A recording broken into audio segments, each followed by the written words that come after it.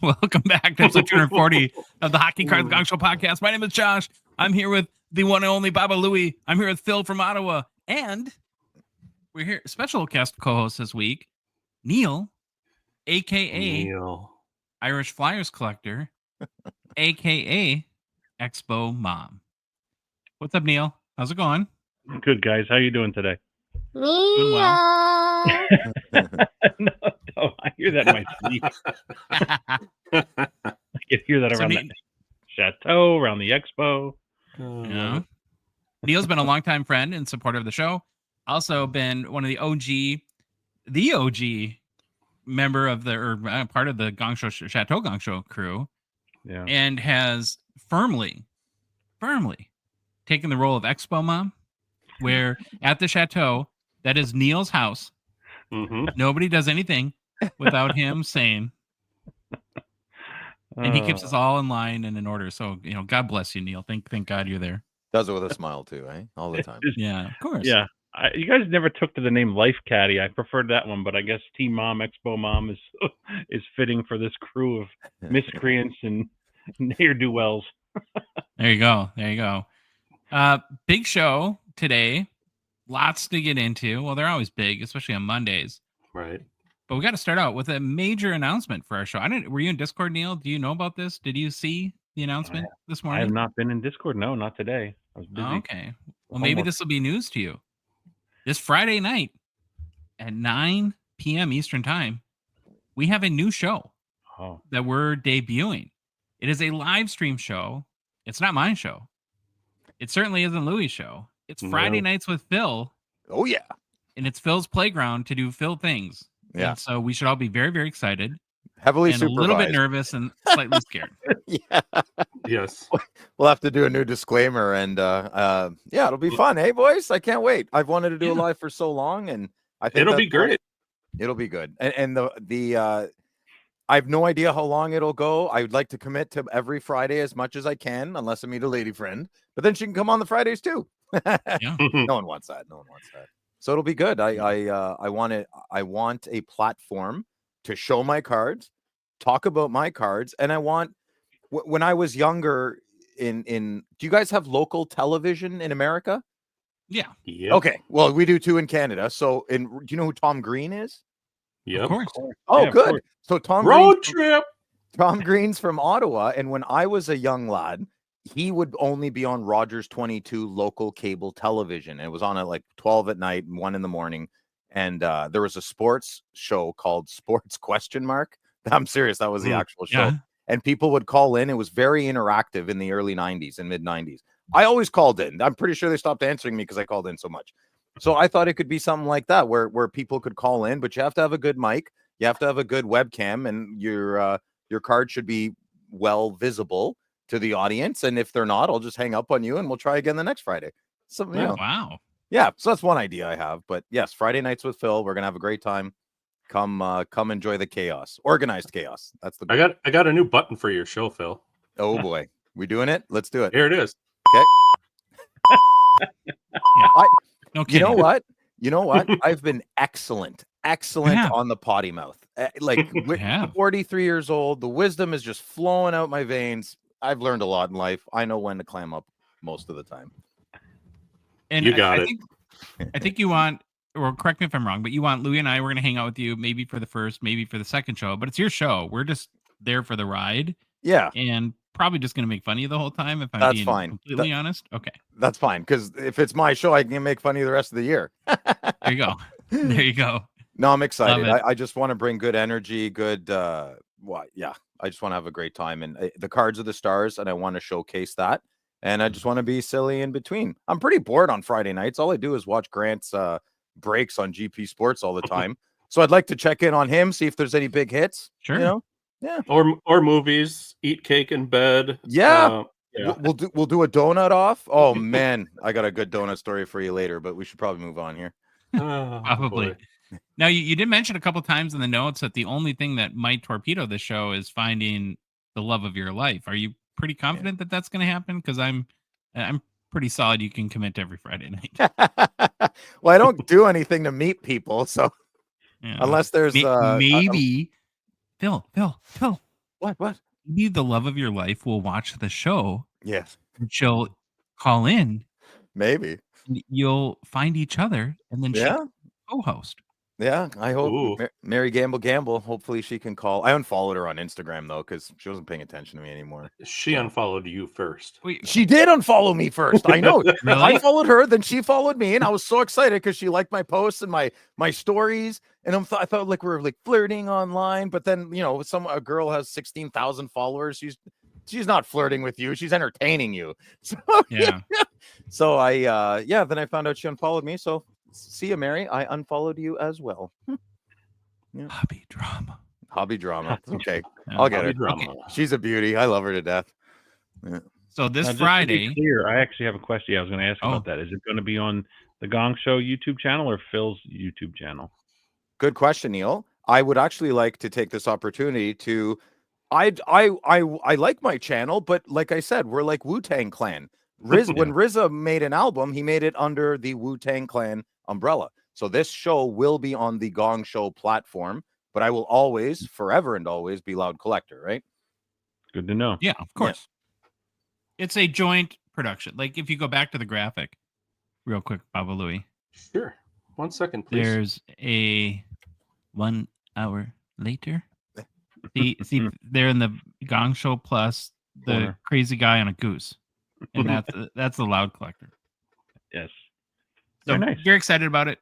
Friday, November 22nd, I believe, 9 p.m. Eastern time, live on YouTube and Facebook and Twitter and Twitch. It'll be Phil. Friday nights. Oh yeah, you're streaming to all the platforms. Oh yeah. Oh, all right. Well, you're multi-platform. Tuner beware. Yeah, See what happens. I got nothing planned. Actually, that's not true. I haven't looked at one card from the expo, so that's the first thing we're going to be doing on Friday is looking at my cards. Yeah. Speaking of the expo, we got to do a very quick Rip Party winners update.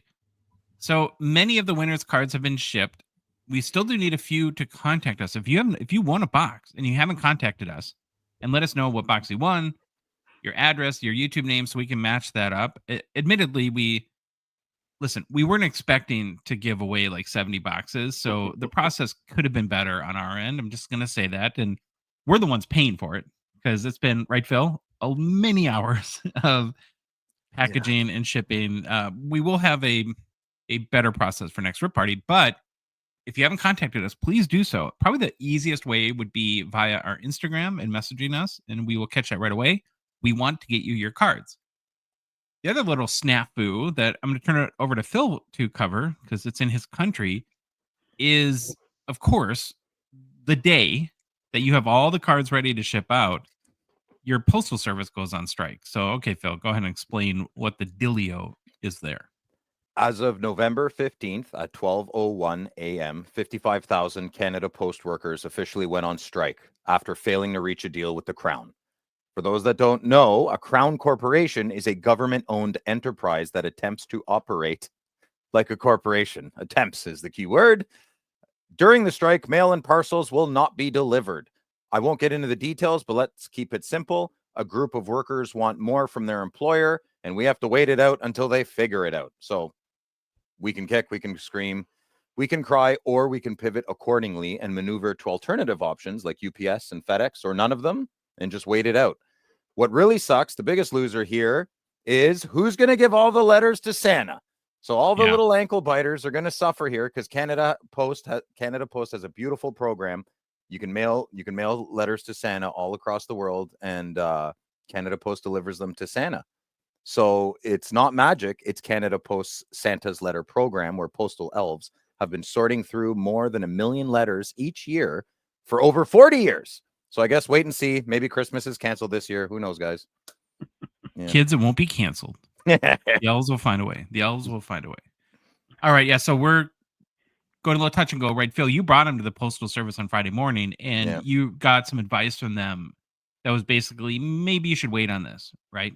Gloria told me I should probably hold off, but I can send them in if I want. And she said they'll probably just stay in the back. She's not positive, but her uncertainty definitely made me nervous. So I messaged you immediately and I left. Yeah. I think that was a good call. And so we'll update everyone on that as soon as we can, as far as shipping in Canada goes. Lastly, before we get started, a reminder that this show, the Hockey Cards Gongshow podcast, is a Patreon podcast. That means we will rely on the support of listeners like yourself, help us cover show expenses, produce more and hopefully better hockey card content, then fund initiatives, even in a small way to grow the hockey hobby. It's very easy to support us. You can do it through Patreon. It starts for as little as $5 US a month. There's 2 spots left, guys, out of 199. I checked that today. That's it? 2 spots? Wow. Two left. Wow. Maybe 3 if I cancel. Sad. Yeah, you actually pay to be on the show. Wow. I know. What the heck? I keep bringing it up, but you guys aren't biting. What do I do about my payment? We're processing that request. We'll get back Keep to you it in coming. 60 or 70 Keep months. it coming. This is brutal. Submit the When you request via support us- Canada Post. You get exclusive access to our Discord server, can participate as an insider on our show. We do different challenges and contests. We have a Discord group now that's helping make that community better. And so very excited about the work that they're doing there. If you want to support us, you can go to our website, hockeycardsgongshow.com, click on the become a patron link at the top of the page, or go to Patreon directly, patreon.com, and just search for Hockey Cards Gongshow. The link in the show description, both the podcast apps and YouTube, and then our Instagram, TikTok profiles too. Baba Louie, we have 2 new patrons since We do. our last show. We have Flabbergastric, awesome name, joined our out of 199, and then Bug Jam 10 joined out of 199 as well. So thank you guys so much for your support. We greatly appreciate it. And with that, Baba Louie, can you roll through the game plan, please? Sure can. Might be able to read it better this time with a new background. Nice. So starting off, we get to know your Hall of Famers. Then it's who's hot in the struggle bus. We'll jump into some hobby news, followed by the Hobby Mount Rushmore, featuring the Calgary Flames. Then there's no wrong way to hobby. Collect what you love with Neil, Irish Flyers Neil. collector, whatever you want to call him, Hobby Mom. Then we jump in some new product releases, the big Gongshow Mailbag, Record and time. then we're off to personal pickups. Well, that's a big show, so let's get started. Mm-hmm. We're back after a little bit of an Expo hiatus with Get to Know Your Hall of Famers. Still plugging away through the inaugural Hall of Fame class of 1945, which there were 9 inductees. Today's Hall of Famer we're going to get to know all about is Tommy Phillips. Anyone familiar with Tommy Phillips? Good-looking lass. I'm shaking my head no. No, not me. I feel like everyone knows a Tommy Phillips, though, don't you? Isn't it Tommy Robinson? Isn't that the UK guy or something? No. I don't know. Yeah, I don't know. everybody Just went like to in your school with personal life, you somebody know a guy named named Tommy Phillips, I feel like. Well, for each player we profile, we do a quick bio, then we cover why you should care about them, and then finally take a peek at their hobby markets. So are we ready to learn some more about Tommy Phillips, boys? You excited? Phil, Very you excited. scared. I Okay, love buddy. these segments. These are great. Yeah, one of Okay. my favorite segments. Well, Tommy Phillips was born in 1883 in the picturesque Rat Portage, Ontario. Ooh. Really, Phil? Rat Portage? I Remember thought that? Rat Portage is Kenora or something. Is that Oh, I don't know. It said on Wikipedia or something, Ontario. I don't know. I'm probably wrong. I have no idea. Well, why did they call it Rat Portage? I should have looked that up. Oh, it's probably a translation from like a native name, like a muskrat, Oh, okay. like like a lot of those not silly, different names come from indigenous type of translation. Sure. Well, Tommy was not a huge guy. He came in at 5'9" weighed 170 pounds or so. His playing career lasted from 1900 until 1912. Like many players of the era, Tommy played for numerous teams during his career, like everyone's fan favorite, the Kenora Thistles. Were you a big fan, Phil? Kenora Yeah, Thistles? huge. I got the jersey upstairs. All right. Got the picture, Baba Louie? There you go. Oh, There's the Thistles right. Look at those sweaters. That's Pretty awesome. impressive. Those are men. Those are Yeah. men. Yeah, they did man Not stuff. to give it back away, then. but look what they're pictured with there. There you go. The Montreal Hockey Club, the Ottawa Hockey Club. A lot of these guys so far, Phil, were all somewhat affiliated with Ottawa. Yeah, Kinda crazy. interesting. The Toronto Marlboros, who were disbanded for killing too many cowboys. People in America will get that joke. And then my favorite, I really do want some sort of shirt or jersey The Vancouver Millionaires.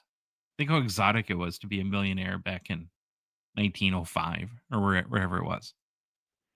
After his career, Tommy worked in the lumber industry until his death in 1923. And how did he die, you might ask? Tuberculosis. No. Oh. He had a tooth pulled at the age 40 and then got blood poisoning and it killed him. Oh my God. So again, it's proving the point that life back then was quite a bit rougher than it is today. We should be grateful for all the problems we have. You go to the dentist and you die of blood poisoning. That's wild. Not fun. So why should you care about Tommy Phillips? Well, Phillips was one of the best defensive forwards of his era. I guess suck it, Bergeron, right? Careful, Josh. Gonna get the hate for that one. Careful, man. Care of Neil. Neil, why did you say that? That was not nice. No, I was just joking. During the early 1900s, Phillips and Frank McGee, who we also recently profiled in the segment, were considered the two best players in all of hockey. Phillips won 2 Stanley Cups with Montreal Hockey Club in 1903, and then he captained the Kenora Thistles to the Cup in 1907. Kenora remains the smallest town to ever win the Stanley Cup. Oh, there you go, Kenora. So that's what I said. The rat. Yeah. Okay. Yeah. Red Portage. Yeah. During 6 Stanley Cup challenges, so they were called challenges back in the day, not playoffs. He scored 24 goals in 13 total games played. He was also a prolific goal scorer in the regular season, scoring 117 goals in 54 games played in the various leagues that Phillips played for. He was considered a strategic thinker who contributed to the evolving style of hockey during his time. His ability to read the game and adapt his play to different scenarios helps set new standards for how hockey was played. So we have him to blame for hockey IQ. That's I guess. Thank you, Tommy.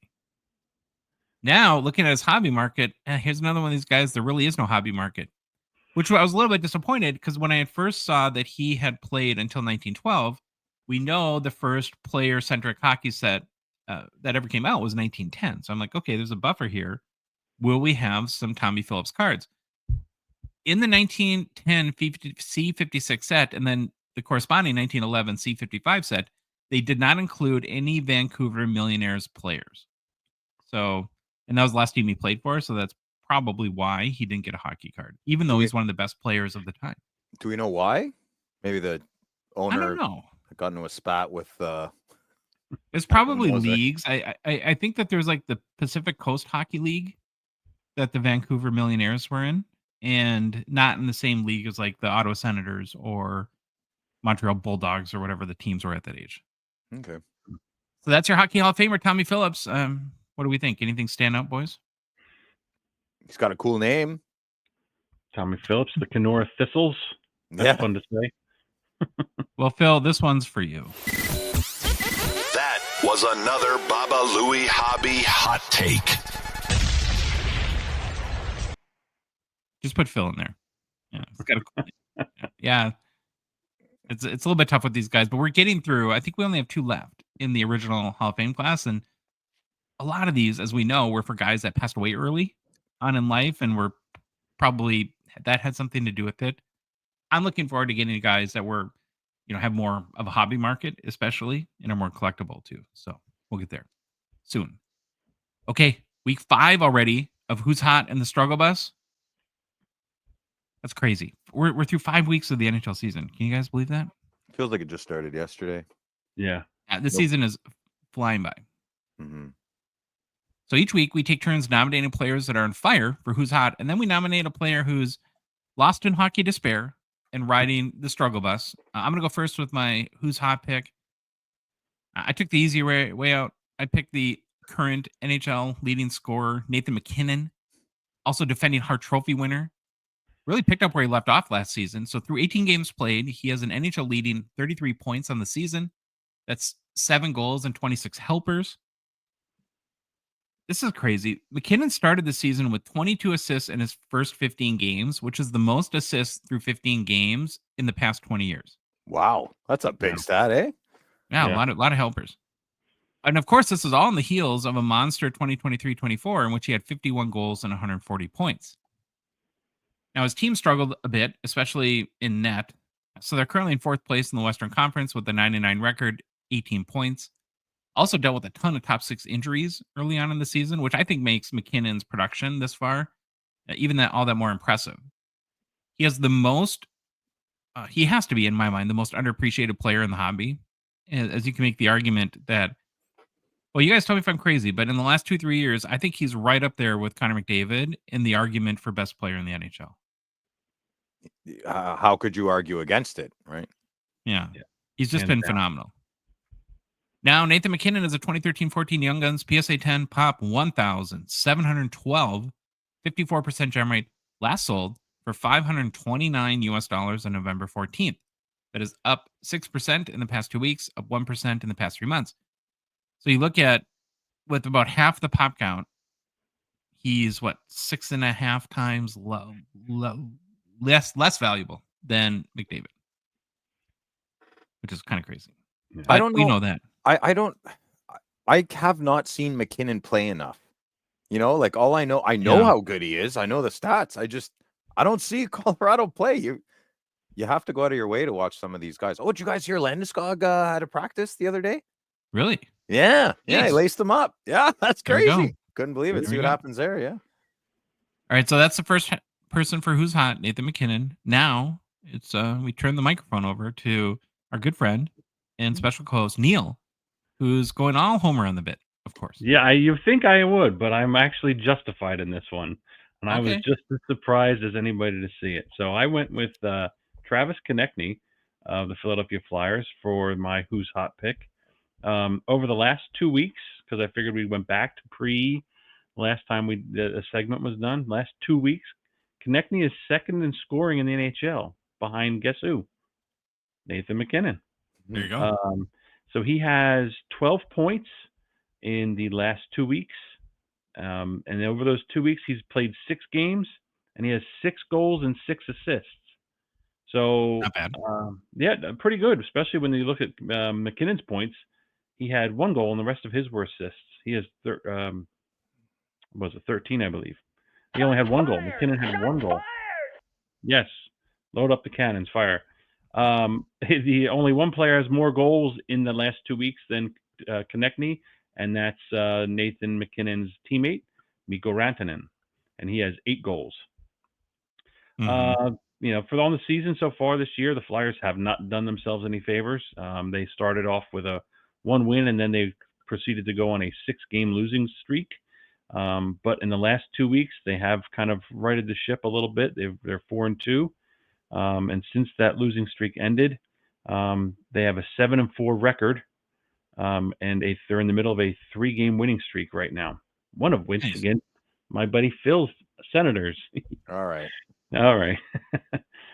Like the Avalanche, the Flyers have had some problems in net. They've had a little carousel of goalies due to some injuries. And ever since the departure of last year's player, who shall not be mentioned, Urson got dinged up, and they've been working with 2 young goalies, Ivan Fedotov and Alexei Kolosov, both of them still adjusting to the North American style of playing the game. And both of them have been suspect a little bit. Fedotov just got his first three wins of his career this season. Wow. Over the last 2 weeks, in fact. He's enormous. Oh, he's a monster. He's a monster. So You think he could be a regular netminder for you guys, or are you on the fence still? I think it'll still probably Urson's position. I think it's his net to give way to. And Okay. Fedotov's been a little up and down. I don't think he likes the traffic in front of the net in front of him. So I think he's getting adjusted to that. But yeah, where the Flyers are at right now with TK's help, they've leveled off. They are now 8-2 and sit in 5th place in the Metro Division. And TK is currently sitting 14th in points. He leads the Flyers in every stat category: 11 goals, 11 assists for obviously 22 points in 18 games. And last season was his career best, in which he had 33 goals and 35 assists for a total of 68 points. So not quite McKinnon's level, but he's probably the best, most popular player on the team right now. Oh, really? Yeah, I would think so. People argued last year about whether he should be captain or not over Couturier. But I think that, not many teams, you don't always have to have this best superstar player as a captain. So, Couturier but is a getting, good captain. He's oh, solid. absolutely. I think Yeah. so. I don't disagree with that. You guys Yeah, know I me. wouldn't put Connect. I think that's Yeah. Couturier is a great captain. And I'm Yeah. glad Konechny's getting. I can't even say his name. The player you picked is playing well. Yes, he's doing well over the last 2 weeks for sure. So, so going over to Konechny's Young Guns, he is a 2016-17 Young Guns, and his PSA 10 has a pop of just 486 with an 81% gem rate. And the last one sold for a whopping $35 on October 17th. And that's down about 4% over the last 3 months. So get it now while it's dipping. I think 81% gem rate is the highest I've ever seen. Is it That's even crazy. over Hughes? Hughes is like 74, I want to say, or 75. Yeah. Do you have a Konechny Young Guns PSA 10? I do not. Oh, wow. You fan you don't? are. Interesting. This bit put it on my radar. Oh, Okay, yeah. That's pretty. Yeah, get it now. It's a pretty cheap deal. Yeah. So, but that's my pick for who's hot, just based off the last 2 weeks. Good job, Homer. You're right. Oh, it is deserved. Well, so I go from a Homer pick to a guy who basically fed us our lunch as Minnesota Wild fans last night. Who do you pick? yeah. This is for you boys.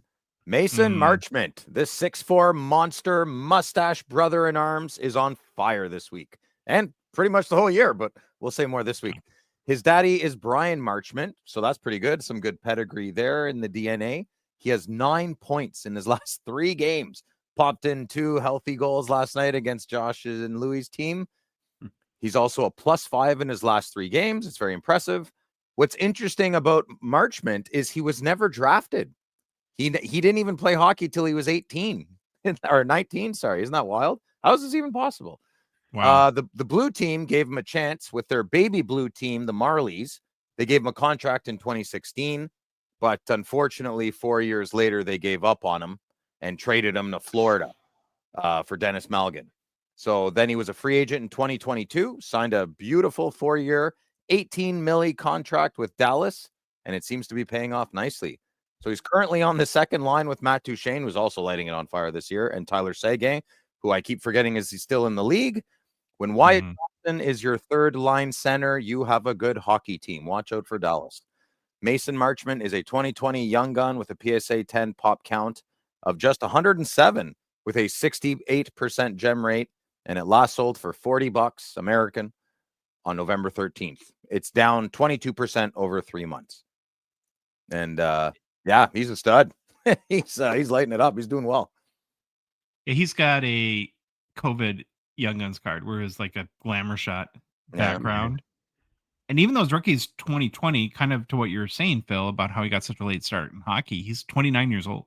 Yeah, that's crazy. Not wild? Yeah. That is wild. His dad must be proud, though, eh? Better late than never, son.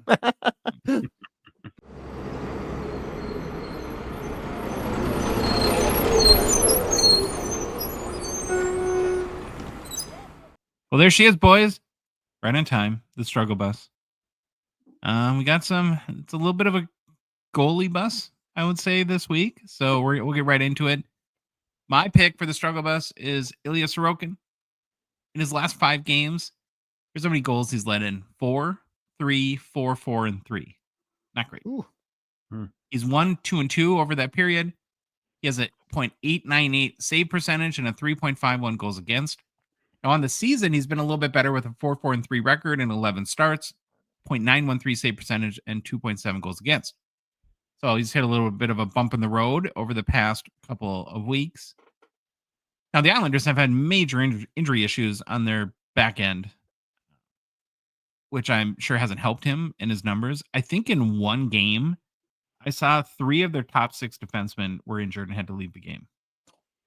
That's never good.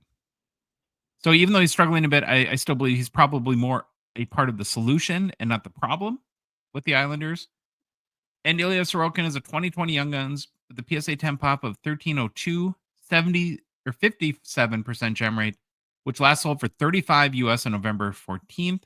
It is up about 16% in the past couple weeks, but down 10% over the past 3 months. God, a lot of these guys are so cheap. $35 for Sorokin. That's crazy. Doesn't he have a big contract? Doesn't he have one of those 8x8s or something? He was one of the goalies who got a one of the huge first contract. ones. Yeah. And always got Patty Waugh sort of, leading the team there too. So I wonder if there's friction and they always back was hurt last year. So there's a lot of stuff going on. Is Patrick Waugh the goalie coach? He's the head coach. No, thank you. I know that. I'm saying, do they have a goalie coach? If Patrick Waugh's their head coach, do you really need a goalie coach? Probably not. But would you want to be a goalie on the team where Patrick Waugh's the head coach? No, not a chance. I wouldn't want to be the janitor on the Islanders. Because no matter what you do, Patrick Waugh is going to think, I would have done it better. Yeah, totally. Yep. Just as the competitor he was, right? Yeah.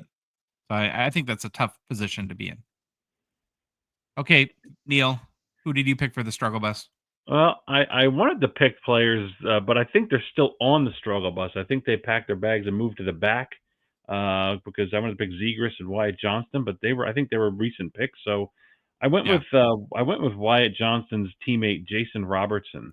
In the last 5 games over 2 weeks, he has a whopping 1 assist. It's not so good from some of the 2 years ago removed from having such a high point total. And on the season, Robertson has 4 goals and 4 assists for a total of 8 points in 15 games. That's not what I think everybody in Dallas and the fans and the hobby of him are not. That's not going to get it done. Robertson's just 2 years removed from being the hobby darling, which he had 109 points. And last season, he did dip down to 80 points. But luckily for the Stars, this skid from JR hasn't negatively affected them too much. They are 4-1 over the last 5 games, and they are on a 3-game winning streak. And their record on the season is 11-5 and in 3rd place in the Central Division. So you've got Johnston and Robertson both not performing, but luckily they've got the slack being picked up by other players. Jason Robertson is a 2020 Young Guns, and his PSA 10 has a pop of 1,543 with a 38% gem rate, which last sold for $115 US on November 15th or November 11th. I'm sorry. That's up 35% in the past 2 weeks and up 4% in the past 3 months. So I guess production be darned. His 2 weeks not doing so hot and 35 points or 35% increase in his value of his card. So I guess it's just people getting used to the season starting again. Year and a half ago, J-Rob was on the superstar trajectory. Yep. Are you guys still buying real estate on J-Rob Island, or do you think that he's just will never get to that top tier status? I don't know. Like I said, I didn't. He was performing. I think I am. I think it's just more like a rooting for the guy. You don't put up 100 points in this league. That doesn't happen easily. But he did dip almost 30 points last season. So I mean, hopefully he's not going to be Huberdoian change, but I think, and I'm rooting for him. I'm rooting for him. I think he's too talented to continue this trend. I think it's just a matter of righting the ship. Mm-hmm. Okay, last pick for the struggle bus. Another goalie. Who do you got, Phil? Well, I don't think it's a surprise who I'm going to pick because he's not doing well. Linus Ullmark for the Ottawa Senators. He's my pick for the struggle bus. He's coming off an amazing contract extension with 4 years at $33 million. Ullmark just has to be flat out better. In his last 5 games, he's gone 2-2. So you think, oh, Phil, maybe you're being a bit harsh on him. No, his save percentage is .877. I know that's not horrendous, but it's pretty freaking close. He's not making the timely saves that his team needs him to make so they can make the playoffs. We're not winning the winnable games because our goalie is letting the biscuit in the net. I'd like to reference the Philadelphia Flyers game. We absolutely, no offense, Neil, we destroyed them, and Linus Ullmark just let all the goals in. For example, you were there, right, Phil? I was not there at that game. I was watching it on television. Oh wait, no, I was at that. Yeah, What, did I go to the Flyers game? Yeah, I went to the Flyers game. Yeah. Yeah, because you had story posts that were pretty epic. I was a little afraid you were gonna like just freak out the entire walk home because you live very close to the arena and like fall in a storm drain or something like that. No, I just storm drain wouldn't have a chance against me. I would just levitate right over it. No, I was hot, man. I was it wasn't good. It wasn't good. I was very, very upset. That last goal by Mitchkoff in the overtime was, I don't know what that was. So the Flyers didn't even have a shot for an almost the entire period. I understand the goalie's legs aren't active, but that's why you're a professional.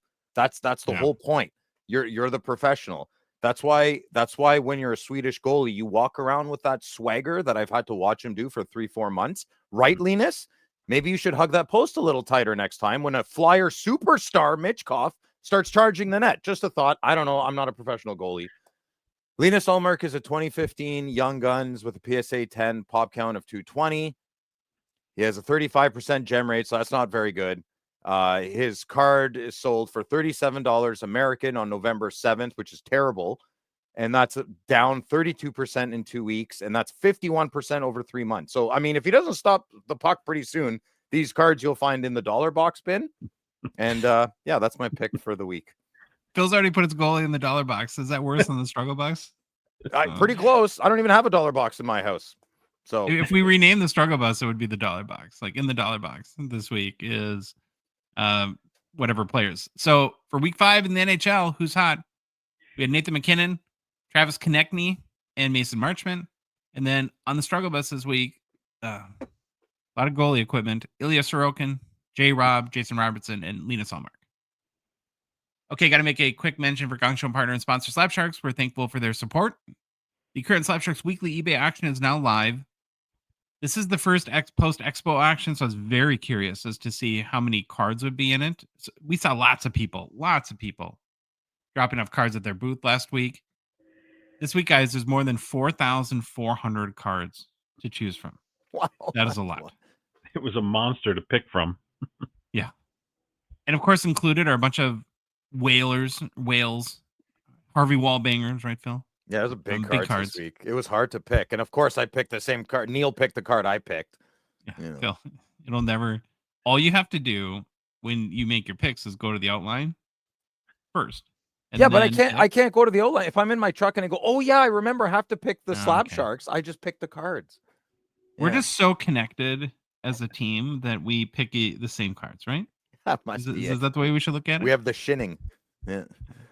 So Expo Mom, Cake Killer Phil, and I each spent some time this week studying the auction and picked out a couple of our favorites to share. I'm going to start with mine. I don't even remember what I picked. Oh, no, I do. 2910 Upper Deck the Cup Mario Lemieux rookie patch auto. It's a Crosby tribute out of 10. This is a huge card. Big card. Yeah. I think any copy of this card is only ever sold publicly once from what I can find. So these do not come up very often. I expect there to be a lot of activity on this card. Beautiful auto, cool patch.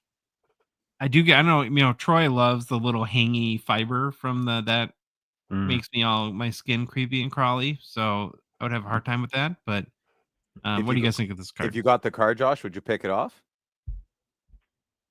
No, but I couldn't look at it.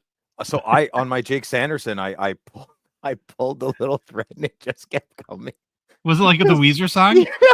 If you want to destroy my patch, pull the string and just walk away. Yeah, very accurate. So I just took these little. I probably shouldn't say any of this. I cut it.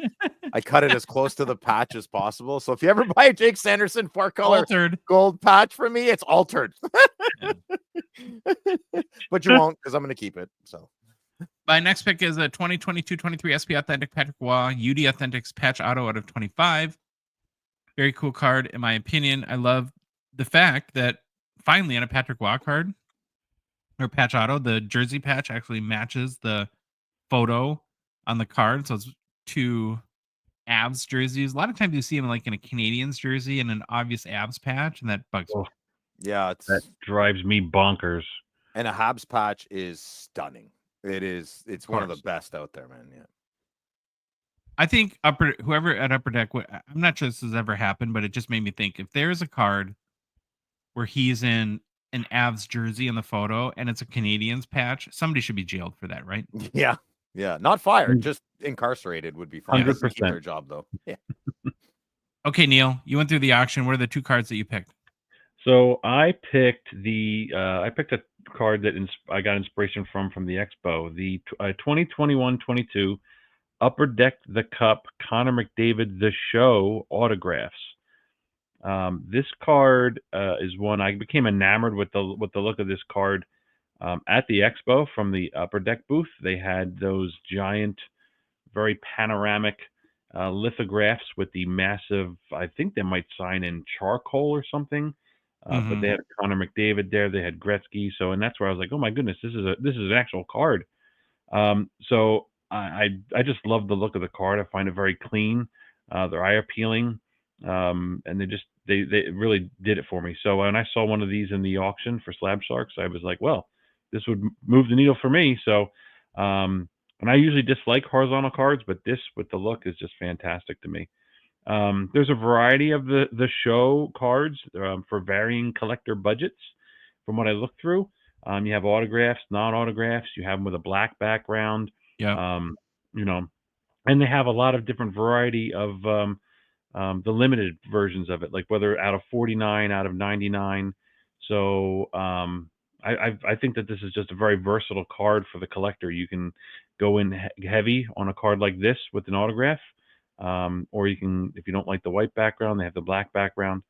And the one thing that I found interesting was, even though this is from 21-22, and I was looking on eBay on TerraPeak, if it's correct, there's been only 5 sales of an autographed McDavid the Show card in the past 3 years. Get out of here. Wow. That's it? that's what I saw on that's what I saw on TerraPeak. So varying degrees, but this was my first choice because I fell in love with the design at the Expo. Yeah, beautiful card. Yeah. Have you guys ever noticed about McDavid's auto that he puts the devil tails at the end? Yeah, it's great. He has a great Yeah. auto. Big fan of that. Yeah. And I do like the fact that he gives the slash through the 7 on the 97. I've done that for years too. So Yeah, too. me too, Neil. I love the slash in the 7. Yeah. Oh, we're in the /7 club. /7 club? You do it Amazing. too? Yeah, big fan. Baba Louie. Do you? What is he painting his nails? What are you doing? Do you also put the slash in your letter Z or Z? No. No. That's psychopathic Don't be weird. behavior. Don't be What weird, about 8? What about do you do 2 like circles for 8, or do you do the figure, the infinity? I do the snowman. Infinity. One at a time. Josh? I do the infinity. I do the double zeros. Louis? Yeah, I do the snowman. No, snowman. Snowman. What's the snowman? Minus the head. Just a circle and a circle. Okay, yeah, that's me. The double zeros. Yeah. Okay. Well, Louis, this show is only for people in the /7 club, so see ya. Behind the curtain. So yeah, this was my first card. I just love the look of it. My second pick was a 2023 SP Authentic 2013 Retro Connor Bedard Future Watch Auto Rookie out of 199. This is a very cool. This card did catch my eyes. I was scrolling through the auctions, and I think that I just love the retro design. And the fact that this is out of 199 versus the 999 was very appealing to me. I think it's kind of a sneaky card. I do think that's because this is slabbed already, and it's so new that this card is going to end up selling high. From what I looked at this morning, I forget where it's at in the auction price, but I think it's going to go much higher. But I did find that when I looked at the history of these cards, the 199s are selling for less than the regular 999 Future Watch, which I found very intriguing based on the fact that it's more rare. A lot less, wouldn't it be? Yeah, because I would think a considerable amount less, like 70-80% less. No?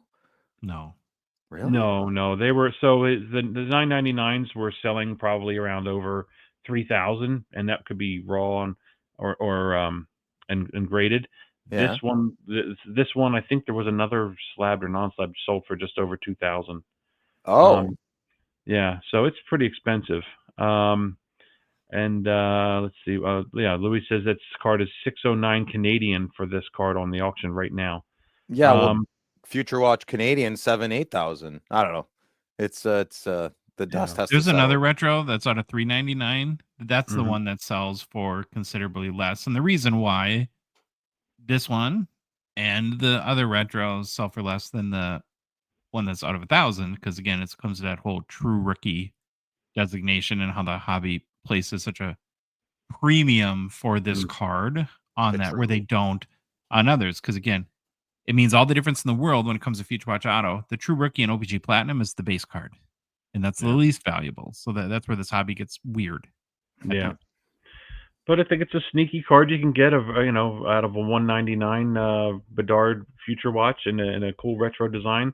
So it could be a steal, and I definitely use the term "could be a steal" quite very loosely on a card that could fetch over $2,000. So it caught my eye as my third choice of the week. Yeah. Well, we know that. The other thing that I think is becoming now a thing with Bedard Auto rookie autos is which auto you're getting, because the kid Yeah. seems to have 5 different autographs, and this one I Enthusiastic think Connor, enthusiastic Connor, and lazy Connor, tired Connor, happy Connor, sad Connor, sad Connor. scared Connor. Naughty This one's Connor. pretty good. I like this one. I like it. Thank you. All right, Phil. Now you picked 2 cards this week, so that's good. Yeah, Listen to only half the 2. directions. So first up, we got a 2023 Upper Deck Connor Bedard Young Guns rookie Silver Outburst. It's a PSA 9. I'd prefer it to be raw, but that's okay because the 9 might fetch you cheaper than the raw. You got to watch. I love this card. I would absolutely 100%ly go for it if I wasn't incredibly irresponsible at the Expo. Worth every moment, though. Yeah. You can put me on record for loving these outbursts as well. These and the tribute outburst from the latest flagship release. Love them. I love everything and all to do with these cards. So big fan. I would still prefer to have a regular Connor Bedard Young Gun, and then I would like to search for this. But hey, this falls in my lap at a good price.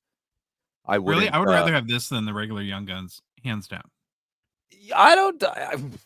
I'm gonna take a page out of the book you just wrote a little bit and say it's okay. Yeah. So is an outburst still a true Young Gun? No. No. It's not. It wouldn't be considered the true rookie because it's not the base card. It's a parallel of the base card. But I don't buy into that whole thing. Not the you're talking about the tribute. I don't mean the tribute. Like, let's say next year a Young Gun card comes out regular and I get the outburst and you get the regular. Is your regular Young Gun more hobby appreciated than my outburst? No. We're not talking about values. We're talking about what's considered the true rookie. Right. Yeah.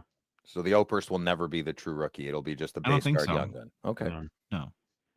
But, all right. Well, go ahead. Yeah, and there are people. I understand the case. Like, people are Young Guns collectors and have every Young Guns card ever made, and so for that reason, I understand it. But for my money, if I'm going to have one card to own, either his base Young Guns or this one, the Outburst Silver, I'm taking the Outburst Silver very emphatically. You know what I'm taking more than both of those? The OPG Premier out of 75 that I have somewhere in my mail pack there. I've had it for like 2 weeks since Louis gave it to me. It's still in an envelope. I have no idea which one. It's going to be great content, though. Stay tuned for Friday. Okay. Yeah. Phil, you haven't noticed. You're not going to notice the difference with this Canada Post strike because all your mail's still sitting there. It's crazy, Neil. So that's, you know what? That's what Friday. I just decided what Friday's show is going to be. It's going to be my first episode. Is going to be mail day, and you all have to watch. Okay. So my second card from the Slab Sharks pick is I've picked it before, but I can't help it. I need to buy it, so I stopped picking it. It's a 1990-91 Upper Deck Wayne Gretzky autograph out of 500, though. It's so many. So before Neil tried to steal my pick, it looks familiar. Yeah. Can we pop it up there, or is there a picture? Maybe not. It's okay. It's the classic Upper Deck. It's there. Is it there? Mm-hmm. Oh, there it is. Sorry. So yeah, Wayne looks awesome. He looks a little silly, naughty. I don't know what he's looking at, but it's his 90-91 design. It's 172 out of 500. He autographed it beautifully on the white part of the shoulder. I really, really want this card. I really do, but they are so, I just think, common. I maybe that's why I'm not buying it. Being in my late 40s, this card hits me in the feels big time with the early Upper Deck design. What's not to like about it? The negative, I believe, is this is a buyback card, so it might not appeal to everyone. But the last 4 sales of this card in Terra Peak are all between the $300 and $400 price range. So I think that's very reasonable, and I might go for it. He did sign it in the perfect spot on the card. Perfect spot. Perfect spot. Yeah. A little mushy on that top right corner, but I don't care. I want it. Okay. Yeah. That card, I couldn't agree more. That card is every bit of my nostalgia and hits in the feels. I mean, that's when Upper Deck first came out. That design, it's so key and important to me as a collector. Like, yeah, we might want to double check in on each other, Phil, if either one of us go on this to make sure that we don't go on a Come bidding on, war. man. Your Flyers beat me, and you guys shouldn't have even won. Let me have the card, Neil. Come on. Between our Chateau crew, this is happening a lot lately. Yeah. Like a ridiculous amount. Like, how could this possibly happen where every card we bid on is we're bidding against each other? So a good call on you there, Neil. All right, if you just happen to be a Canadian hockey cards collector and have not used Slab Sharks to sell your cards on eBay, hello, what's wrong? We'd strongly recommend checking Slab Sharks out. Slab Sharks makes your life easy to sell your cards on eBay because they do it all for you. All you got to do is submit your cards via their website, app, or at one of the many shows they have reps at, and they take care of the rest. There's no messing with photos, trying to figure out listings. You won't have to answer buyer questions, hunt down payments from winners, or figure out how to ship, even in the U.S. And they don't use Canada Post, I believe, for U.S., maybe for Canada. But so that's a plus, I guess, if you're at least in the U.S. right now. And they'll handle any post-sale issues too. And that's not all, Phil. You thought that was all. I can see right on your face. Your cards also get included in their very popular weekly auctions where tons of hockey collectors know to go get their great cards. Head to slabsharks.com for complete consignment information, including payout rates, and to get the process started today. Hobby news! Hobby news? I didn't pick a language. Give me a language. Hobby news. Who's that? Is that Neil? I want you to do it in Russian next time, Phil. Oh, that's hard. But can I do it in Ukrainian? My neighbor's Ukrainian. Sure. Okay, perfect. I'll ask Yulia. Okay. She's great. Louis, do you want to do it in your balloon voice? Hobby news. That doesn't get old. That was good. All right, Phil, we got a big story coming out from PSA. Yeah, big one. They've removed a declared value requirement for online submissions. So according to Collector CEO Nat Turner, who announced on November 14th, PSA has made the change to their declared value policy for online submissions.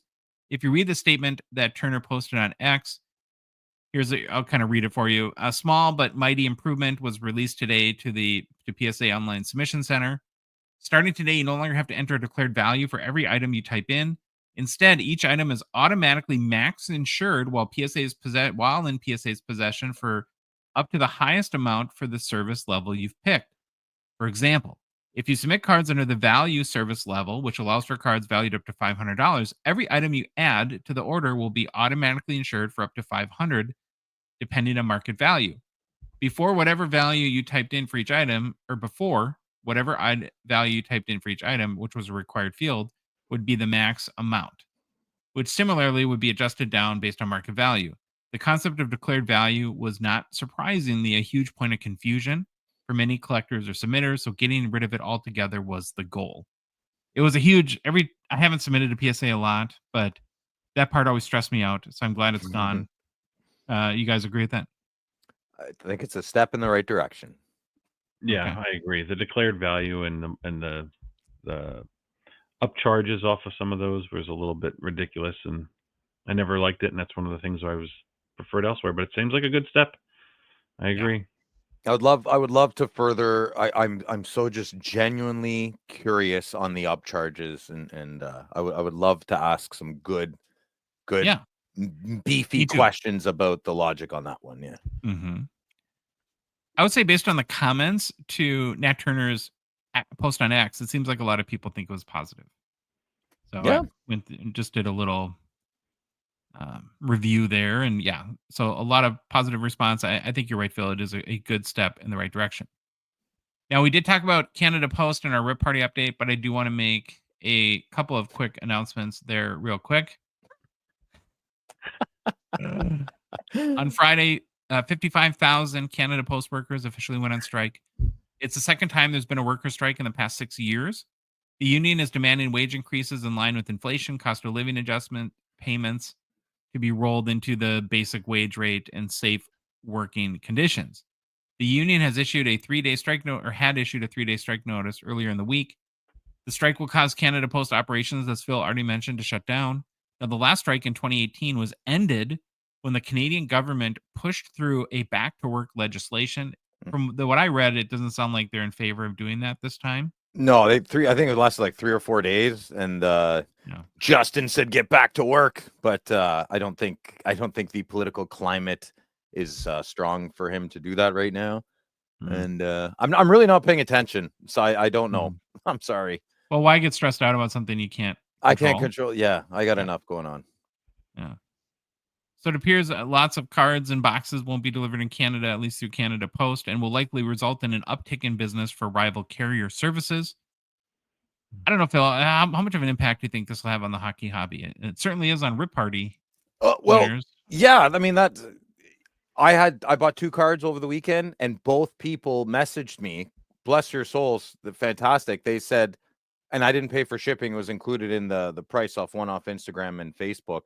They both offered to FedEx it or UPS it, and they asked me what my preference was. Something like the same situation. So, the hobby, 95% of us are, well, I'll say a good chunk of us are good actors, and I think we'll be okay. We'll find different avenues. It might cost us a little bit more, but it does suck overall. I just don't see it lasting a long time, not with Christmas coming up. The feds have to step in. I mean, come on, like you have to step in. It would be bad if it, I think, continues long, and your government knows that it's not something that they can. So probably a smart move by the union. People are still getting their checks though. Like, what do you guys call? Well, like I don't know what you call it here, welfare checks or POGI or government assistance. People are still getting those checks, and I don't know how. I guess I don't know, couriered maybe. Okay, well, we'll keep on top of it, of course.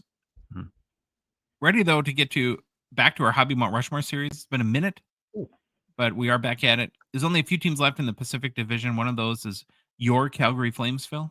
So we're excited about that. Not mine. We're gonna tackle today the task of nominating the 4 best players that match our Hobby Mount Rushmore criteria for the Flames, which is individual production awards and achievements, meaning to the franchise and community, and then their hobby market.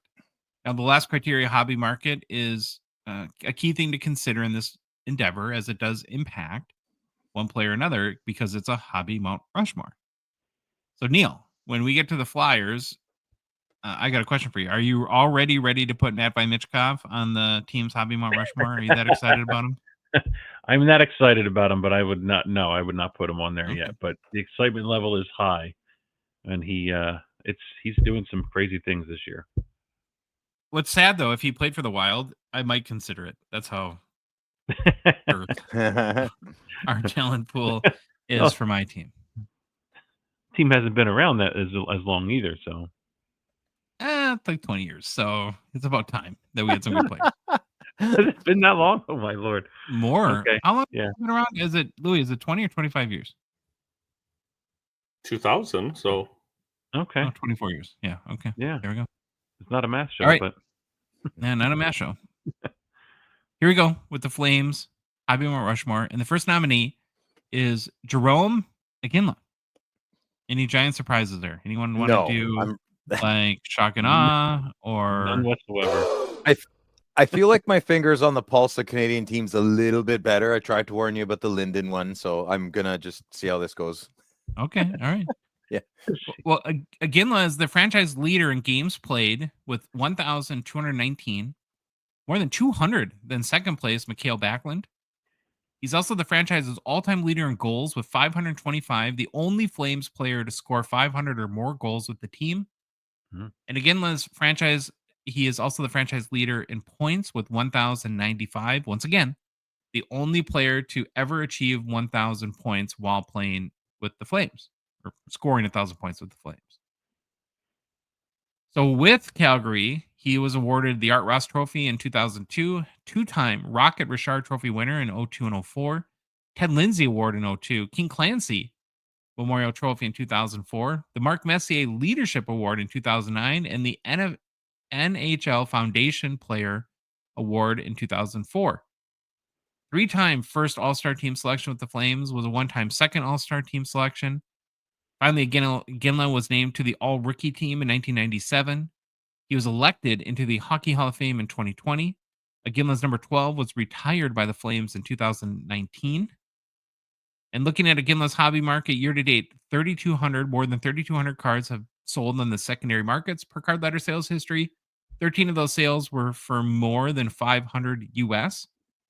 And the all-time highest selling Jerome Ginla card is this 2021-22 The Cup Shield Patch Auto 101 raw that sold for $3,792 US in December 2023. So either of you guys Ginla fans? Yeah, of course. Big fan. Yeah, Okay. great guy. Yeah, as far as one of the all-time like classy players, like good players, Gentleman. Good gentleman. Yeah, he's just a great Yes. player, and everybody liked him, I think. That smile. Come on. That smile cures Yeah. cancer. He's great. So that was the easiest one. Yeah. The next player we're nominating, and by we, I mean I. Whoa, but it whoa, feels whoa. better to You. say we. I don't know who you picked. Theo Fleury, Okay. who played 791 games for the Calgary Flames. That's 6th most in franchise history. His 364 goals are second only to Ginla, and his 830 points with the Flames are second to Ginla as well. He helped lead the Flames to the Stanley Cup Championship in 1989 during his rookie season. Fleury was an offensive dynamo for the Flames during his tenure, which was 1988 through 1999. Despite being one of the smallest players in the NHL and only 5 feet 6 inches tall, he played with incredible heart and tenacity. Fleury was known for his clutch performances and dramatic flair. One of the most iconic moments came in the 1991 playoffs when he scored an overtime goal against Edmonton Oilers in Game 6, which followed by his famous sliding celebration across the ice.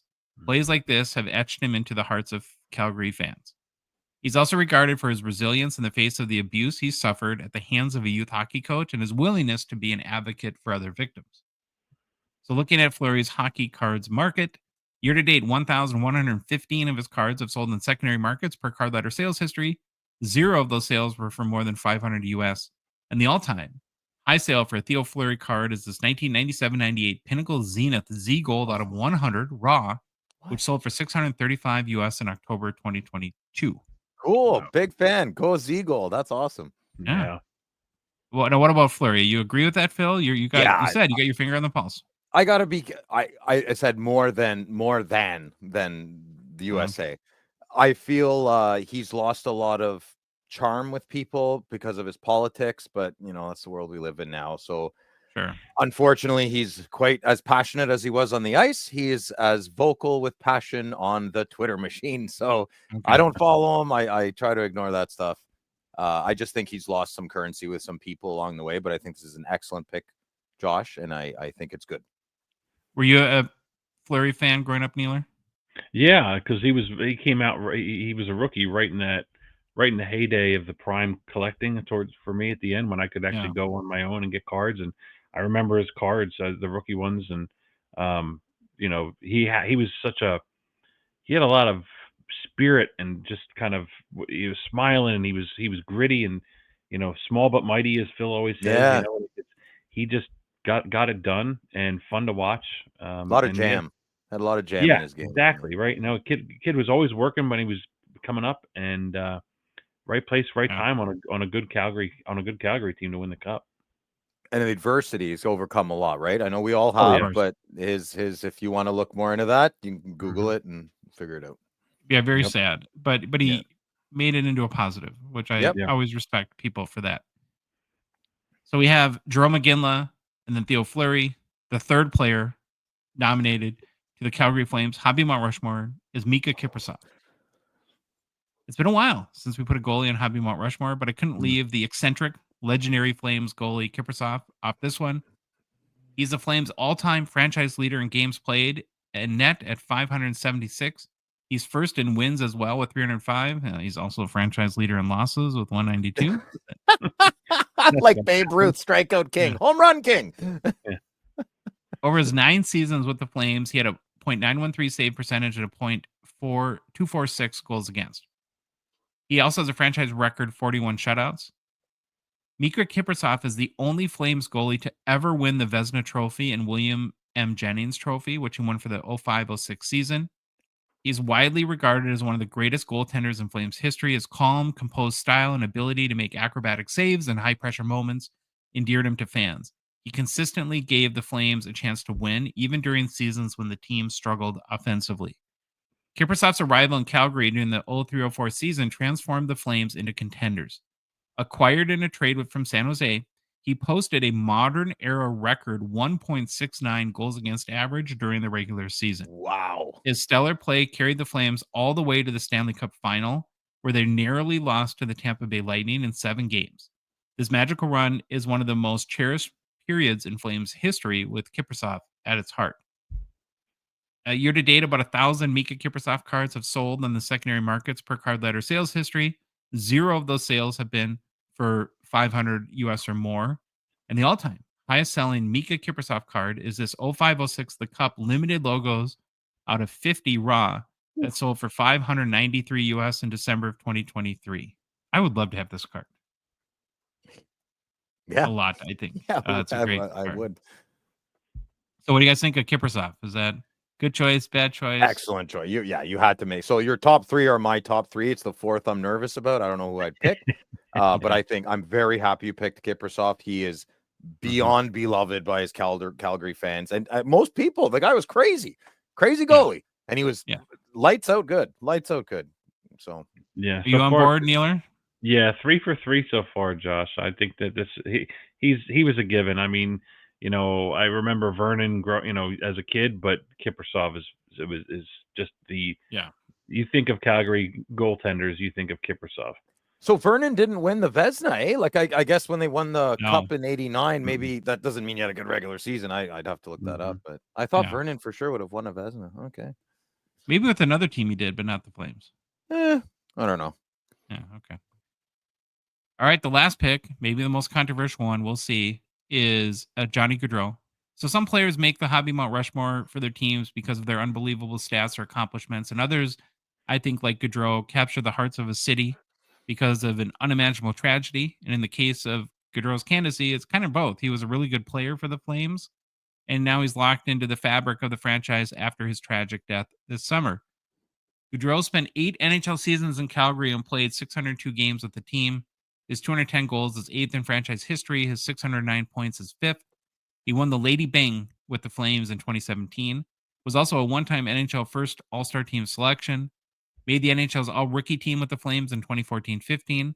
And Gaudreau's 115 points in the 2021-22 season is the second most in franchise history. Kent Nilsson had 131 points for the Flames in 1980-81. Nicknamed Johnny Hockey, Gaudreau brought a level of excitement to the ice and that few players could match in Flames lore. Despite being undersized, again, a small guy, 5'9", 165 pounds, his incredible speed, agility, and stick handling made him one of the most dynamic players in the NHL. Fans were thrilled by his ability to weave through defenders, create highlight reel plays, and consistently contribute offensively. Looking at the hobby, per card letter sales history, more than 7,000 Gaudreau cards have sold year to date. 28 of those sales were for more than $500 US. And the all-time highest-selling Johnny Gaudreau card is his 2014-15 Upper Deck Young Guns High Gloss out of 10 Raw. Sold for $3,348 US in May of 2022. So what do we think about Gaudreau? I'm embarrassed to say I didn't. That's not where my head was at, unfortunately. Oh, really? No, I wasn't. That's an excellent pick. I think that's the perfect 4th pick. That's not where I was going. Yeah. So that's. Well, I have some snubs. This was a tough one. I want to hear your snubs. Jerome again was easy. So, and I got to admit, I found it. The first one's Al McInnes. I found it very difficult personally to leave him off the Flames Hobby Mount Rushmore. In my mind, he was a lock, but I did my homework. I reached out. No, he's not a lock. He's not a lock, Josh. Really? A number of Calgary residents, and I was told McInnes doesn't get the hobby love. No. The 4 nominees do. He did lead the Flames to the 1989 Cup title. He was the Conn Smythe winner. that Yeah, year? I don't know. There's something about. I mean, I was 8, but like Fleury Yeah. was there, Neuendijk was there, Otto was there, like Gilmore. Yeah. Like I don't know. Or was he at the Blues? I don't remember. The other thing you can point to is so the Flames have this weird thing where they don't retire numbers, but they call like the Forever a Flame program where they put your number in the rafters. Oh, And his number 2 was the first ever like the given flame that, never yeah, goes the out. Eternal Flame like they have Oh, at yeah. Arlington or something like that. Yeah. I don't know. Maybe you guys are right. So I was told emphatically not him. And maybe it has to do with he spent like half his career in St. Louis and he won the Norris with them too. So split up by a Hall of Famer. But yeah, so he was maybe a snub. Lanny McDonald is another Flames legend you can make the case for. I don't know. Maybe even Jaromir Jagr would vote for him for the Flames Mount Rushmore. I don't think so. Nah. Despite McDonald keeping Jagr out of the Hall of Fame. McDonald only played 402 games with the Flames. He did win the Bill Masterton Trophy with the team, was named the NHL Man of the Year with the Flames in 1989, was co-captain during their Stanley Cup run in 1989 as well. And he did set the franchise record for goals in a season in 1982-83, scoring 66. So is he a guy you would have considered, Phil? Or Neil? I'm not a big Lanny guy. I think people get like, he's got a cool mustache. Yeah, I don't like the job he's doing at the Hockey Hall of Fame per se. So yeah, he's off my list. Yeah, anyone else? He wouldn't have made mine. I probably just because he was tail end of his career was as I was gaining my interest in the game. But yeah, I think I would stand firm with Yarmer and keep him off my list. Just same way he's keeping Yarmer out of the Hall. Yeah, played on the blue team a lot too, right? Like yeah, oh yeah, it was a tough one for you, Phil. And the last snub I had was Joe Neuendijk. In Neuendijk's rookie season with the Flames, he scored 51 goals, won the Calder Trophy. Followed that up with another 50-goal season, so went back-to-back 50-goal seasons in his first 2 years in the NHL. He's kind of what I was worried. He's like a poor man's Trevor Linden. I'm sure someone's gonna get. I can't believe Phil said that. Yeah, well, I said it. Okay, so that's how I view it. And I thought he might have been your 4th pick. But I'm still hesitant on that too.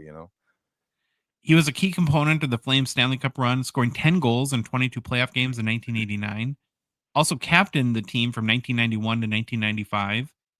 And in a way, even his departure from the team in 1995 when he was traded to Dallas, that's what brought Jerome McGinley to the Flames. So he served the team well by leaving too. Yeah. But yeah, that's who I came up with my snub. So going back, the 4 nominees were Jerome McGinley, Theoren Fleury, Mika Kiprasov, and Johnny Gaudreau. Now, did I forget anyone, or are we all in agreement? So I'm a big Mats Naslund fan from Montreal, and there's a player on the Flames who is excellent hockey player, Hakan Lube. Do you remember Hakan Lube? Yeah, he's great. So I don't think he played a lot, but he was like really, really good. And who's another like Joel Otto? I mean, that maybe doesn't count. He's funny. What about Joe Mullen? Maybe. Oh yeah, Doug Gilmour had a little bit of run with the Flames. Yeah. So Mullen had his time in Pittsburgh too, so I think more Pittsburgh. Neil, you're right. Gary Roberts too, I think. Yeah, it's amazing how many players you can think of from Calgary and how loaded that team that won the cup was, because a lot of these names are from that team, And then Vernon, we mentioned him too, but no, you know what? I think you locked it down pretty well in this one, Josh. Yeah, I feel confident, which means I'm going to get totally crushed online. Because they're Jeremy's favorite team, eh? Jeremy Lee's favorite team. Oh, he's one of the people I asked. Don't okay. About that. But is he like? I know, Jeremy, you're listening. I'm a die-hard Sens fan. Is Jeremy a die-hard Flames fan? I never hear him talk about him. I think it's his team. Okay. Yeah. We'll see. Yeah. I'm sure he's free. Okay, we're back after a little break, and it's the recording started this time, so there's no more nipple drama going on with Phil. So that's a good thing. We're gonna move on to new product releases, and the segment, of course, is brought to you by our good friends and partners at Mint Ink. Be sure to head to mintink.ca for all your hobby boxes in Canada needs. If you're in Canada, get your hobby box at Mint Ink. Maybe join a break too. They do breaks after dark, and of course, if you're in the Toronto area, you must see their beautiful new location headquarters in Vaughan, in the Golden Horseshoe as I was explaining. Jeff, you're Still so don't- proud you know that now, eh? I know that now. In the golden horseshoe. Okay, we're going to talk about 20. hey. Yeah. One thing I want to bring up real quick we didn't talk about, and we'll let Neil help decide here. We didn't talk about if we're going to do the Oilers or San Jose next. Ooh. Oh, we're doing San Jose. We're doing it's San Jose. San Jose. San We'll Jose. go Louis. Canada, And we're US, doing them and next because Canada. we got to do the Oilers last in the Pacific Division. Just wanted to make sure if people are thinking, well, what are they going to do? Yeah, San Jose. Oilers Bye. will be hard. That'll be hard. See you, Louis. Yeah. Bye, Louis. It's not going to be easy. Okay, now we're going to talk about 2023-24 Engrained. And these are the cards that you should care about. Kind of our big topic today. So, guys, on hiatus since the 2019-20 release, Engrained comes back for 2023-24 to celebrate Bedardapalooza. It's a party animal. Couldn't miss the party. And per the name, it does come out this upcoming Wednesday, November 20th. And per the name, Engrained has a very woody vibe to it. Stop laughing. We're hockey cards journalists, guys. Come on. Sorry, professional. Sorry. Hockey card professionals. journalists. I love that. That's who we are. Have you said that before? Yeah. Oh. Thanks for paying attention to the show for the past. Oh, I don't know, man. That's great. Hockey card journalist. Oh, I Appreciate love that. it. That's what I want to be. You are. Okay, good. Yeah, checks in the mail, but mail's on strike. Okay. 2023-24 Engrained is a smaller set than we typically see, with about 2,850 unique cards. Some sets that we review have over 6,000 cards in them. So that by itself makes this a little bit interesting to me. I like the fact that it's a little more teeny tiny. The first thing you'll notice in the 2023-24 Engrained checklist is it's not just the Bedsy rookie class and Leo Carlson and all those guys. There's a 2022 and 2021 updates, and it's not just regular updates. They actually put these into the base set. And both of the update years include all the big name rookies, because remember, they weren't making the set the last few years. Furthermore, the updates are considered bonus cards, bumping up the traditional 6 cards per pack or per box to 7 cards total. So essentially, it's a 3-year rookie class product. You could hit all the 2023 rookies and 22 and 21 rookies as well. I don't know. I think that's kind of cool. What do you guys think? I don't get it. So does that mean someone's like Stutzel's rookie card that comes out this year and Engrained will be his real rookie card from 2021? Well, Stutzel's rookie was in 2020. 20. But so like Cole Caulfield, it will be his rookie card. Yeah. It's because it's a 2021 update. Okay. Yeah, I think it's fun. You're gonna get some cards of players that you'd never had in Engrained before, and it'll be their rookie version of it for them. I think it's fun. A little bonus in the product. It might be a little bit of a precursor to what we see with Stature too, whenever that comes back. So, You said the S word. Yeah, I said the S word. The base set theme is oak, going back to wood.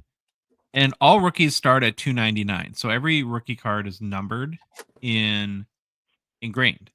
Then there's ebony parallel out of 49, mahogany out of 10, and then the 101 is a rosewood. Every rose has its thorns, Neil. Remember? Okay. There's also auto and memorabilia parallels of the base sets like this. What we're going to show now is the Connor Bedard Rosewood Premium Auto 101. The one thing I don't like about this, again, this reminds me a little bit of OPG Platinum, where they have to kind of deaden the card surface in order to have a space for the auto. So, but obviously a sick patch on there. Mm-hmm. Thoughts? You got a little bit of a scrunchy face there, Phil. Explain your face. I'm taking it all in. I'm absorbing. I you know what? I have to open a box of everything we talk about. I ultimately have to open a box because that card could look really, really nice. I just think it looks. I don't want to. I want to reserve judgment right now. Yeah, you reserve judgment because I think there's better cards coming. For me, Engrained is all about the stick memorabilia and stick mem and auto combinations. So here's a card that I'm really into. Signature Shots is, well, no, actually, it's coming up next. So Signature Shots is a card that has a player auto on a piece of carbon fiber. I don't think these are from player sticks, though. It's just like random carbon fiber. There's veteran, legend, and rookies in the set. Here's an example of the green parallel for Logan Cooley. It does look nice on that surface, like with the Silverado on carbon fiber. There's also what's also different about this set is the base and next two parallels don't have standardized print runs. So the base cards can be as high as out of 299 and go as low as 49. Like as an example, the Bedard base, and I think this is it, is out of 99. Red parallel is 90 out of 99 or less, green are out of 75 or less, and blue is out of 101. So that's going to create a lot of checklist confusion until you see that card on the checklist. It's different. What amazes me is that Upper Deck continues to find ways to like have differentiation in their checklist, because after a while it's like, how could you possibly have a different way to do parallels? And this I've never seen this before in a set. I don't know, do you guys find that confusing or not? Yes. Yeah, I find it confusing, and just the fact with the piece of carbon fiber they signed, I think you're going to have people, if it's not a piece of material used from a stick, it's just flat out carbon fiber, then that might create some confusion. But I think it looks cool for sure. Yeah. What it's the theme? The theme of Engrained is sticks. That's what we're getting to that right. We're getting that right now. So now, for my money, it starts to where I get interested in this product. Okay. My favorite set, I think, is Complete Sticks. These are out of 25, have a version with an auto, too, that they're out of 25 as well. Each card contains 3 different stick components, each from a different part of the stick. So here's another example of like Jack Hughes with the out of 25 auto. That's pretty cool. And then just because I like these so much, here's another example of Eric Lindros card. No. Oh, Neeler, what do you think? Oh, there's going to be trouble with that one. Is he drooling over there? What do you wipe your mouth? These are cool, huh? Now are you more buying into it, Phil? No, I'm not. No, I'm curious. What you don't like these cards? I don't pigeonhole me. I don't know yet. I don't. I would need to see them in person. This Lindros one is pretty cool. I don't think I'm a big stick guy. Oh, really? Yeah, I don't know. I'm not a big stick guy, but maybe I just give it some time. Sure. I like it because it's different. Yeah, no, different's good. Like, but I don't how have to many patch like autos can you possibly have, right? I love patch autos just like as much as the next guy. But at some point, we have to have differentiation between these sets otherwise, it's just the ultimate version of a patch auto, the premier version of a patch auto, the stature version of a patch auto. You're right. Yeah, and this has 3 components, like I said, part of the tape, part of the shaft, and part of the handle of one of his sticks. And I presume they were game used. Yeah, they look it. So I would hope so. Yeah. Could you imagine they're not game used? They just deal with the trainers. Manufactured shaft. Yeah, that'd be great. So here's another card I really like, and maybe Phil, you'll be more into this. It's called Clutch Components. So these have, again, a signed and unsigned version. There's 2 memorabilia slots. There's one for the glove and one for stick. These are out of 25, 15, 10, or 5. So here's one that's Brian Trottier. So you got his stick there on the left and a piece of his glove on the right. I like the stitching in that. Look at the stitching in it too. I like it a lot better. Yeah. Yeah. You like it better than just the stick? Yeah, I think change is good. Progressiveness is good. I just always a little bit late to the party, so I don't think I'm the best gauge for the good listener to decide if these are good or not. I like to take things slow when it's new. Yeah. And dating too? Are you like just kiss on the 7th date? Don't put my commitment nervousness on the air, please. Okay. So you're not on the bleeding edge, as they like to say. You're not a cutting edge. I'm not on the bleeding edge. I'm not on the event horizon. Oh, okay. Now, as far as inserts go, there are actual wood insert carved. They're called carved in time. These are made with laser engraving. It is a fairly common insert, 1 in 5 pack odds, so 1 in 5 boxes. There's autos, though, that are like 1 in 30, like this Cale Makar. That's kind of cool. I like that. I like that better than most things that have come out. Okay. Yeah, That's nice. I've seen this design in their previous releases. Mhm. Yeah. It's that laser printing on an actual piece of wood, which really holds true Pretty to cool. the Engrained name. It's got the doubloon corners. Oh Hey, yeah. catch Yeah. that? The allure doubloon Yeah. corners? Yeah, I see Mhm. you. I caught it. You're a hockey. See, you are a hockey card journalist. Phil. I'm a hockey card journalist. I love it. I'm are. so happy. Yeah, I'm gonna make t-shirts now. There's also a metal card called Electrocast. So yeah, metal and wood in a grade. Base is fairly common again, 1 in 3 packs. There's a paint pen auto on metal, which Neil's are the world's most foremost autograph pen aficionado in the entire world. My go-to guy. And then there's a gold parallel out of 15, like this Connor Bedard, which I think is pretty cool. It's nice. Metal cards don't seem to really have a lot of value, though. I've noticed. I like the They're gold, the gold marker. Yeah, it's really nice. And for a paint pen, it's not too thick too, which I think is. You know what? good I don't think I like the Engrained logo. Maybe that's what's bothering me. Oh God, now we have Troy again. No. I love the Upper Deck logo, obviously. I just don't know if I like the maybe I'm just trying to figure it out. I'm just critically Well, thinking. it's got dual logos on it, which is kind of, is that too much? Or just have one on the The front? Upper Deck logo never bothers me, really. It does a little bit on the holotypes. I'm like, come on, why does it have to be so big?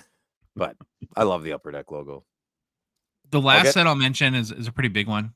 It's called the Stick Nameplates. So these are 101 cards that feature a pretty large memorabilia window that has a piece of the player's stick where their name is basically printed on it, hence nameplates. So here's an example of the Ovechkin. Oh, Yeah, that'll be a big one, hey? yeah. There's 15 players on the checklist. There's no rookies, all vets and legends, but some huge names. So in addition to Ovi, there's Connor McDavid, Grant Fuhr, who I got to talk to at the Expo. We're best friends. Best friends. He's my best friend. Did you get a cell number? Your pen pals. We're waiting on that, Phil. I take it slow in relation. Okay, but check this out. So we have McDavid, Grant Fuhr, Gordie Howe. Nice. John Beliveau. Ooh. Wayne Gretzky. Ever heard of him, Neil? Gretzky? Ever heard of him? It's vaguely familiar, but yeah, I think I've heard of him. You should look into him. Steve Yzerman, Mario Lemieux, and Mark Messier. Okay, so of the cards here, we got Ovi, McDavid, Fuhr, Gordie Howe, Jean Beliveau, Gretzky, Yzerman, Lemieux, and Messier. Which one of those would you guys want to own the most for your Gretzky? PC? Yeah, he's in my PC already, so yeah, I rate it right after Gretzky. Mm-hmm. Louis thinks that because there's no Madonna, that this set is a failure. They're all at his girlfriend's houses. Is Madonna married or is he still single? I think he's married. Yeah, is he? Family Okay. Family man. Quite the eligible bachelor when he played. Sure. Okay, here's what to look out for if you're going to be buying this Wednesday or later. 2023-24 Engrained Hobby Box. Each box contains 2 autograph memorabilia carved in time, and Electrocast cards. 1 signature shots card, 1 synthesis card, or base set parallel card numbered to 49 or less. 1 numbered 2023-24 or 22-23 base set rookie card. 1 numbered base set veteran or legend card. And then be on the lookout for a bonus 7th card in select boxes. Ooh. You'll be able to pick this up on Wednesday, which is release day at Mint Inc. for 550 Canadian. It'll be on their website by then as well. I don't think that people did a lot of pre-orders on this because I don't think that it's produced as much as other products. So maybe that's another feather in its cap. I don't know. In the US, you can pre-order for about $355 is what I found. So I don't know. What do you guys think? Is this something you're into personally? And then beyond how your personal opinion, after 4 years of not coming out, do you think that this has a chance to be a hit, or will people not really understand what it is? What do you think? I'll start with you, Neil. Personally, are you into it? And then how do you think the hobby will respond? Yeah, I'm into it. For me, if the checklist falls the right way with certain cards, like that Linda Russ complete stick card looked amazing. So I'll be in on that, something like that. But yeah, I was actually a fan of Engrained prior. Like when I got back into the hobby in the last 4 years, I grabbed some Gretzky Engrained cards. I grabbed some of my Couturiers. So, it was always a card that appealed to me. It's got a good texture on the front of them. So I was drawn to them initially. So I'd be in on these. I'm glad to see it make a reappearance. What do you think of the $355 US per? Given it is a Bedard release, is that fair in your opinion? Yeah, if it's Bedard, I guess so. It's fair. I mean, we don't. Do I think it's where it was at? I don't even know what it was at prior. Sure. Me neither. But I'm sure it was not $355. Maybe it could have been priced a little lower to get people back into it. Maybe to draw the attention to it. Maybe people think they'll save their money for something else, or just coming off of SP Authentic. So seems a little steep for a release that hasn't been around for a while. But maybe the desire for it, or the people were jonesing for it. I don't know. You got to pay the Bedard tax, Neil. Got to Yeah, pay. there's always the Bedard tax. Mm-hmm. All right, Phil. We want to get your personal opinion, and then you got to put on your hobby journalist hat and tell us, what you think how the hobby is going to respond. So, Mike's over to you. I think it's super awesome that they're bringing the product back. I haven't really paid attention to the first year release, so I didn't know it was that stick oriented. I think you got to try something different. Upper Deck's innovating like crazy. Personally, it's not the way I think I'd like to collect a card with a stick in it. Sure. Ultimately, I don't know. I've never held a card like that in my hand, so I have to reserve judgment, like I said before, until I do so. I think the way Upper Deck is trying things that are different needs to be clapped about a little bit, because there's so much hate. And I don't seem to like the product off the get-go, but I don't know yet. So I'll decide later. It may warm up to you, right? It may warm up to me. I think the hobby's going to respond very well to it. The price floored me. I did not expect you to say that price. I thought it was going to come in at around 200 Canadian, maybe 250 Canadian. But I guess purchasing that many hockey sticks from Hall of Famers, or hiring a cat burglar to break into the Hockey Hall of Fame, whatever they did, I don't know. That's pretty wild. They got a Jean Beliveau stick in there. I mean, that's got to be respected. That's crazy. There's a Gordie Howe stick in there. Got to respect that. Someone worked really hard on this set, but my dishwasher also works really hard. So let's see how it goes. One thing I want to mention too that I probably didn't or wasn't that clear enough about. What I appreciate about what they did with this set is, so again, it is like a 3 different rookie class set. For both the 2022 updates and the 2021 updates, they didn't really include all the fluff names. So it's shorter checklists, and it's only like the main guys, which again, nobody wants to pull a Trey Fix-Wolansky rookie anymore out of a 2023 box, right? What if Mrs. Wolansky's listening? Yeah, sorry. So I have one more question for you guys along the lines of new product releases. If you look at the last couple months, it feels like there's been a new product out every week. Has there been too much stuff coming out? And like we totally missed Premiere too at the Expo. We can't even keep up as a show. I think so personally. It's too much for me, but the hobby's eating it up. I've never seen a bigger turnout at the Expo. I've never seen more money across tables at the Expo. Upper Deck, they're the professional company that seems to be figuring it out well. They were ready for it. The hobby's in a good place, man. I think it's too much. I don't like it. I like smaller and better quality. But hey, man, if people are buying, keep going. What do you think, Neil? I'm going to go on the opposite side. I'm going to say, not that I want it to be more like it is, but remember a couple years ago, everything was, when are we going to catch up? When are we going to catch up? And they're catching up. And I think that comes at a price, which is, more frequent releases just to get caught up. I mean, it's always been foreign to me to, we're in 2024-25 season and they're still releasing 23 stuff. So in order to fix it, we have to kind of drink from a fire hose, so to speak. So, I'm okay with it because the alternative, I dislike the alternative that much. I think that's an excellent point. And that I was thinking similarly. Well, Premiere just came out last week, and that's a 2022 product. Now, I think it's one of the last ones, but yeah, we're all still in this. Every other week, it's one of 3 different release years, and I think that confuses people as well. And you're right. Upper Deck is sort of caught between a rock and a hard place here. It's like everybody wants us to get caught up. The only way we can do that is get these products out. Yeah. But maybe though the mold going forward, if products aren't already developed, which we know they're pretty far ahead in that regard, is to do some of the more of these multi-year release products and get caught up that way. So you're not publishing new products constantly, but you're getting all those key cards in there. And I like that. I like how there's no fluff players too, like you said. You know, it's a quality product. Maybe that's why the price point's a bit high. They know what they know. You know, every box is going to be pretty darn good. Well, when you drop that much money on a box, and if you pull your big rookie card is a guy who 3 years ago or whatever went over to Europe and hasn't been in the NHL since, you're not going to be real happy about that. You know, and you're probably not going to be a repeat customer if you're newish, right? Right. Sure. All right. Well, we'll see. There's some huge cards, of course, and we'll see how the hobby responds this week on Wednesday. Again, if you're in Canada, go to mintink.ca, and thank you to those guys for supporting our show. Neil.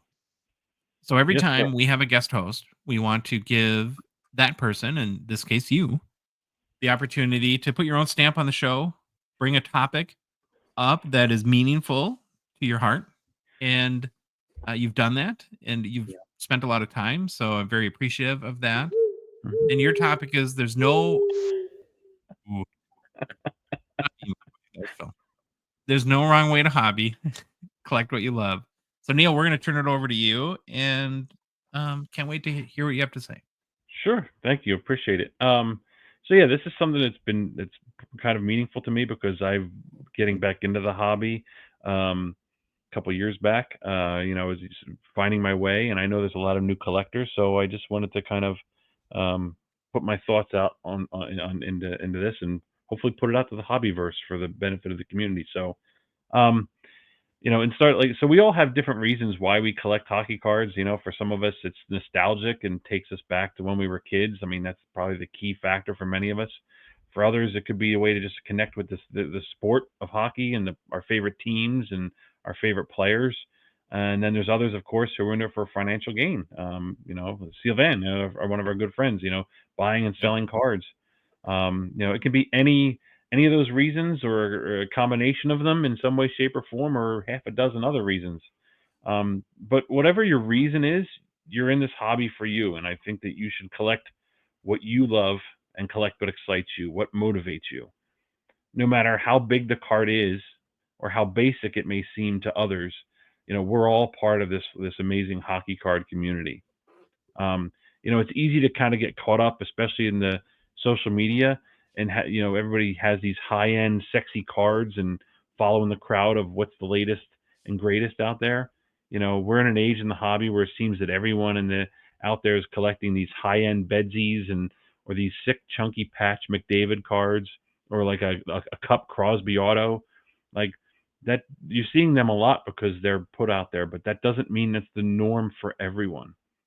Maybe your favorite player is an NHL superstar. Great. That's good for you. I think that means you'll be able to get his cards and not have to spend as much. I mean, but you're still holding that key close to your heart as far as your favorite player. And I mean, just take me, for example, like my favorite player, my biggest a number of cards in my collection is Sean Couturier. And the most frequent question that I get asked is why? Why do you like Sean Couturier? It's a little demeaning, but it's still, people ask that question. That's the one I get asked the most. Maybe there's people out there that have never paid more than $100 for a card, and that's the amount that the amount that you want to spend is at a lower price point than most. Fantastic. I think that's great. You know your limits, and you know what you want to do and keep where you want to keep it. I mean, that's you're still part of the hockey card hobby. Now saying all that, I'm not trying to throw shade or begrudge anybody that is able to spend large amounts of money on big cards. Like, I love seeing big cards. I find that I'm grateful to be able to see these high-end cards, many of which that I wouldn't even fathom purchasing for myself or being able to. But I get to enjoy that part of the hobby, living vicariously through others. But in the same sense, when you see these cards, these high-end things over and over again, I know because I felt it. It can sometimes feel deflating to see cards that are bought for 4 or 5 figures, and you're in that space with them. You know, if you're on social media, that part of the hobby, it's easy to get envious as you're scrolling through your feed and stories, and you're seeing monster card after monster card, one after the other. And there's times where I know that I felt it, where I felt like a less than in the hobby. But I've reminded myself over and over again that it's not really a competition. This is a hobby. You know, you make it what it is. You make it what makes you happy. You know, and it's also one of the areas that's part of the hobby is it's not just the price tags of cards, it's the varying degrees of the style of cards and the inserts. You know, maybe you keep base cards. I do. Louis does. Maybe, yeah, maybe you throw them away. You know, makes me panic thinking that, but you know, maybe you throw them away. But just look at the different types of cards and the ways to collect and the varying degrees of love and hate or indifference that are associated with all the different cards out there. If you think about it, you know, there's 16-bit, there's PMGs, the cheddar, the Live Tonight cards from Credentials, Fanimation, jersey numbered cards, bookend cards, napkin patches, sticker autos, on-card autos, you know, event used, player worn, game worn, like the list just goes on and on and on, and we all collect different things. But there's no shortage of cards. None of them that I mentioned. I'm sure many people that are watching and listening, they might have had a reaction to it, like a their eyes light up, they like it, or they get cringed at some of the ones that I mentioned. But regardless of what you collect, I'm just here to remind you, anybody in the hobby, that your way of collecting, whatever you've established, that's the right way to collect. That's the right way for you to enjoy, no matter what the value is, no matter what the card design is. You know, don't get caught up in keeping up with the Joneses. You're a part of this hobby, no matter who you are, what you collect, and be proud of that. You know, don't have hobby envy. Show me your hobby passions. Regardless of where you're at in the community, this is your hobby. This is our hobby. Collect what excites you. Collect what triggers those emotions inside and gets that excitement going, those endorphins going. Just remember this. If the hobby market were to crash tomorrow and all your cards' values drop to 0, if you can still say that I love my cards, then to me, I think that you're doing great in this hobby and you're collecting the right way. I think that's beautifully said. Very well said. I love that. Great ending. Thank you. Mm-hmm. Yeah. And it is very true, right? And this sort of topic, and you know, I've thought a lot about in just our show, right? And what are we putting out there into the hobby space and the content we do? And it's a little tricky because we're all infatuated by record sales and big cards. It's fun. It's fun to, you know, it's like we like looking at Ferraris too, even though it's something that we will never own. But the reality is that that's not the hobby for most people. And we all kind of collect in our own way, even the 4 of us with Louis included, right? We're all 4 very different collectors. Mm-hmm. I personally don't love spending tons of money on cards. I was, you know, there's big money cards I like, but the process of, you know, it's like I have a limit where I'm comfortable just spending money, and so I kind of collect in cards that I'm more comfortable in, which is probably the $50 to $250 range in cards, and I like 90s inserts and stuff like that. But yeah, I think that the mentality of keeping up with the Joneses has probably never been greater than this year with the whole Bedardapalooza. Like, I've wondered how many of these people that are spending $3, $4, $5, $10,000 on Connor Bedard cards over the last 6 months or year really love him as a player versus that are just trying to outfox the Foxes. Have you met a Bedard PC guy? I haven't yet. I'm still looking for one. I haven't met one Bedard. I'm sure there are, but I haven't. No. And again, it's not like that any of us don't want to participate. We've all bought Bedard cards, right? Because it is kind of fun to feel like you're included in that. I'm part of the club. And one of the things that I've tried to do, like in our Discord, and maybe to be part of the solution, and probably based off a little bit of criticism we got too, is like, I always show my pickups in there, and none of them are ever very expensive, Mhm. right? And just to make sure that we communicate that it's you don't if you have a $10 card that you really like, post it, Mhm. right? It Always, doesn't have to always. be worth $1,000 to be cool. Yeah. That's I think that at least for me, I feel very strongly about that. Like I just like cool cards, Mhm. and to some degree, you'd be lying if you didn't say that some rare or ultra expensive cards, that you weren't fascinated by that in some way. But the hobby is so much bigger than that, in my opinion. And that's the last thing I'll say before I turn over to you, Phil, is what I also have tried to do during this whole Palooza thing with 2023 releases and the comments of this is insane, this is ridiculous, it's ruining the hobby. And even when Troy was here, both of us said at the beginning of it that we're kind of out. And I've had the best year in the hobby I've ever had by finding stuff that is not 2023, 24 products, not buying $400 boxes and getting skunked and feeling bitter about that, but finding the Pacific titanium cards and all the kind of early 2000s, late 90 cards that I've absolutely loved, where I can buy a Yarmir Yager for 25 bucks and be ecstatic and love the card so much and not really care that it's not a $8,000 Connor Bedard rookie that, let's face it, will probably be a $800 Connor Bedard rookie in a year. So I really love that you did this, Neil. I thank you for that, and I think it's a good message and it's a good reminder and great content for our show. What do you think, Phil? I think that was awesome. I'm so happy you did that, Neil, because I collect very oddly. I love expensive cards and I love pieces of not so highly sought after cards either. Like Yeah. I some of We love Brady Kachuk, and he's not listen, great example. I about 20% of my Brady Kachuk collection was purchased with mega bid terminology. I had to buy certain cards from other Ottawa Senator players. I had to give a price that those cards weren't for sale, and I had to give a price to get those cards. I am never ever going to get that money back. So most of the hobby thinks I'm an idiot, and I am an idiot sometimes, and I do silly things, but I'm also quite intelligent sometimes as well.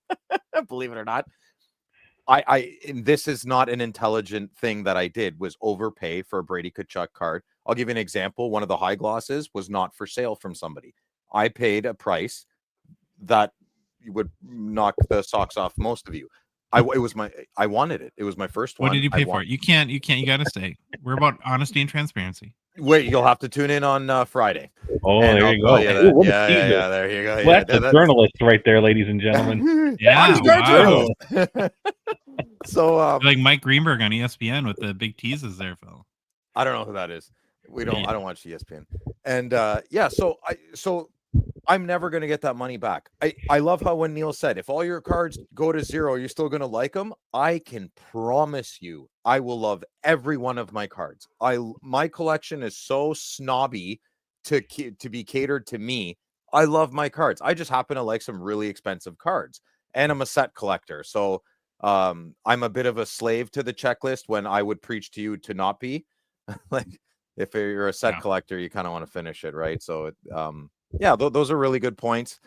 Yeah, don't be a snob. That's a big one. I think I'd like to say, don't be a snob to other people's collection. If we were, how many times were we stopped at the expo, Josh, to see other people's collection?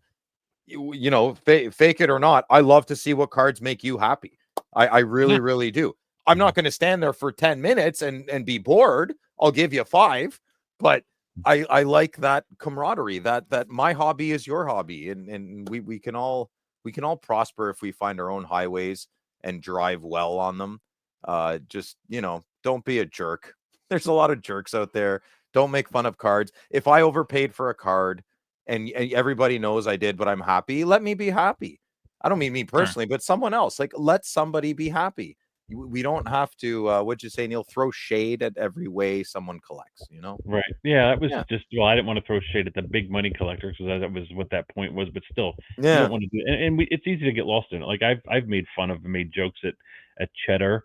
I think we all did initially, Well, look, but you know what? Some people. Here's a funny thing. Guess who bought 2 of them at the expo? yeah, there you go. Because I was like, there was that novelty of, oh, I want to put them in my binder with my Yeah. McDavid cards, you know, and the other thing too is, you know, the varying types of cards, sticker autos, you know, event use, player worn, like this hobby is a massive ecosystem, right? Those cards are going to have, yes, a lower value. So that's fits in somebody's wheelhouse, right? Yeah. Versus a high end cup card that's on card, game used, and all this other stuff. So the ecosystem varies. So I felt it was healthy to remind myself of that sometimes when I found a card I didn't like, or was like, it wasn't my cup of tea. That, you know what, it's somebody's cup of tea. Because like I like that the Credentials Live Tonight card, and when I shared it this recently on my Instagram, I was like, you know what, this is probably, some people are probably like, ew, what is that? So it's just a good reminder. And initially when I first got back into it, the fact that I was posting some base cards and things like that, that still excites me, some of my cards. So, you know, but I felt like initially, like, I'm not going to share these because it's not cool enough for the hobby. But you know what? I learned that my Instagram page is, I share pictures of cards that I love, and they did something to me, so I just kind of share it. So I like reading descriptions. When I see a regular card, I'm like, where the heck's the guy posting this, right? I'm, not doing what I'm preaching. And then there's a big write-up on it. I read it every time. Every time. The card is a story. And another thing, human psychology is weird. Like, I bought a couple of cards that neither of you know. The only person that knows is Sylvain, because I showed him yesterday. He was like, oh my God, you bought this? Why didn't you tell anybody? I don't want people to know, not because I'm worried about someone breaking in. Like, come ahead, I'm not going to let you leave. I'll lock the door behind you. But there's something about, like, is it ego or id, or I don't want people to be like, oh my God, Phil spends so much money and blah, blah, blah. Like, I am a single dad. Money isn't, I don't have a money tree in my house, but I am good with my money. I just don't want other people to think something about me. I don't know what I'm trying to get at. You don't here. have to. You're not obligated to post every card to social media. That's not. Oh, like, I don't. No, but I'm saying, like even to Russia. my friends, like, even I don't know. You are weirdly secretive about things. Yeah. I don't know why. We have to unpack some things he's not. Some things he's not. Yeah, you're like a total open book, but then you get like all like weirdly, even on a friend level, you get very weirdly secretive. One other quick thing I want to bring up. Go ahead. I feel like I feel like resentment is a big thing that society's not talking about. And I don't know. Sometimes I feel resentment sometimes, comparison is the thief of joy, right? Yeah. And I think you're projecting too much there, though, because you're worried, and I understand about people resenting you if it's known that you spend. It's almost like you have the ability to buy a big card. I think there's a lot of people out there, and to some degree, I'd put myself in this category. As much as I like $50,000 cards, no matter how much money I have, I don't know if I would ever spend that much money on a hockey card. Yeah, I think that's it. And I love hockey cards. Yeah, but so if you do, I don't care. But yeah, maybe you're right. You know, that's your choice. Yeah. So the last thing I want to mention on this, though, is something that I get really conflicted about is a show in this space, and putting content out there in the hobby ethos. Is I very, very much embrace exactly what Neil's talking about, the collect what you love. Mm-hmm. The problem with that is that it's 100% opinion based. Yeah, subjective, right? Everything. Yeah, and so there's no like real way to talk about opinions other than to say this is my opinion. And I think like a lot of like where the hobby content, and which we're guilty of too, kind of centers around values and market value, because it's sort of like it's at least sort of quasi objective, and it's an anchor point that you can talk about the hobby or the market in a way that's not only just your opinion. Does that make sense to you? Yeah, that's good. 100%. It's a really tricky balance in that regard. And I think what your segment did, Neil, was a great sort of reset or reminder that it is a balance and that we need to all take a, in our own minds and us as a show and our own collecting experience, that we need to be mindful of that. Yeah. Agreed. Select what you love. Great job. Thank you. We're rolling a mailbag. We have a record time mailbag. I got to say right out of the gate that even though it's a record time, there was multiple mail, like more than a half dozen other mail questions that came in. Did kind of miss our cutoff, and I don't know if we can do like 6 hours with a mailbag. And so if your question didn't make it this week, it'll be on next Monday's mailbag. But the hobby is alive and engaged, and Baba Louie, our Gongshow safety net, reminded me I forgot about Fanatics too. So rewind. Fanatics is a Gongshow partner sponsor. We're grateful for their support of our show. Remember, the current Fanatics Collect November premiere auction is live, ends this upcoming Thursday night. So Thursday night's going to be huge with Slab Sharks and Fanatics premiere. There's 4 huge hockey cards in this month's premiere, 3 McDavid rookies, and a very nice Topps BGS 9 Gretzky rookie. Don't forget about the Buy Now Marketplace, too, where you can get great hockey cards 24/7, 365. One feature that I really like in the Buy Now Marketplace is the ability to sort by value and use their new integration with Card Ladder to find card listings that have favorable prices compared to recent comps. And then, of course, finally, the current Slab Sharks Collect weekly auction is live, too. Always great cards in the weekly auction. We'll preview our favorite vintage and modern hockey cards in the auction on our Thursday show, like we always do.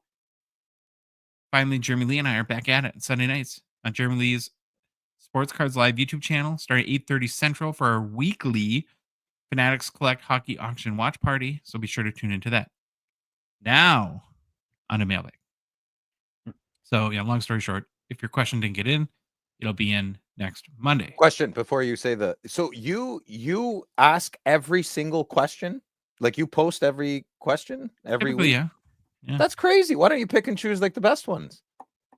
What's the Because best people one, are Phil? kind enough to send in their questions. Yeah, some of them. Listen, Bobby asks questions like, "What's your favorite mac and cheese, orange or white?" Like, what? That's an important question to Bobby. Oh my goodness! All right, See, listen. Neil just preached, don't judge about hockey cards, and you're judging on questions. I'm not judging. I'm ridiculing. There's a big difference. I'm being a troll. You are all right. Let's go. You're a hockey cards journalist troll. So remember that. Discord. Frosty Card 7. Do you think John Tavares' market will rise with the way he's been playing after giving up the C? Less stress on him seems to be increasing his playing ability or his playing results and points. Also, great seeing you at the Expo. Love the new Gongshow hat. Well, thank you for that. That's very kind. I don't know what you guys think, but with a player like Tavares, how long he's been in the league, he is what he is at this point, I think, from a hobby market. It is great to see him have some success this season. That is, I'm sure, Phil, you're not, you're against it, but that's because you're just a bitter Senators fan. So, I don't think that his market will move much one way or the other at this point. What do you guys think? Yeah, I have to agree. I think that at this point, he is who he is. He's one of those players that I think his hobby value. Get ready for this. Is ingrained. Whoa! Look at you. What are you, a dad or something? His hobby value. It's kind of built in. So I just think there's not going to be. I don't think there's much he can do to move this hobby needle. I mean, he's been around for a long time. The Islanders for all those years. Toronto, so I think he's kind of steady Eddie until something happens, like maybe retirement or something like that to push his value. Phil, ultimately, I have no idea, man. But if you're demoted at your job, it generally doesn't make me think you're trending in the right direction. So, okay, yeah, there's that. There's the bitter Senators fan in you. I'm not bitter. Was he not demoted? Was he promoted? No, he's demoted. You're right. He was demoted. Thank you. All right, here's an incredible question from Discord. Mad Dog Nav 78. What's the most unusual place you've ever ripped cards? Mine was in a tent in Afghanistan during a rocket attack. Okay, Phil, why don't you ridicule Mad Dog for no cards and war? Come on, no, Phil, no, you Mad Dog, you win. The weirdest place I've ever opened a box was at the parking lot of a ballet studio. Yeah. Oh, really? You want to explain that, or are you going to get weirdly private about that? I think the right people know what I mean. If they know, they know. I was the DD and I wasn't having a good time, so I went in my car and opened some hockey cards while I waited for the boys. Ballet studio. Yeah. All right, Neil. What about you?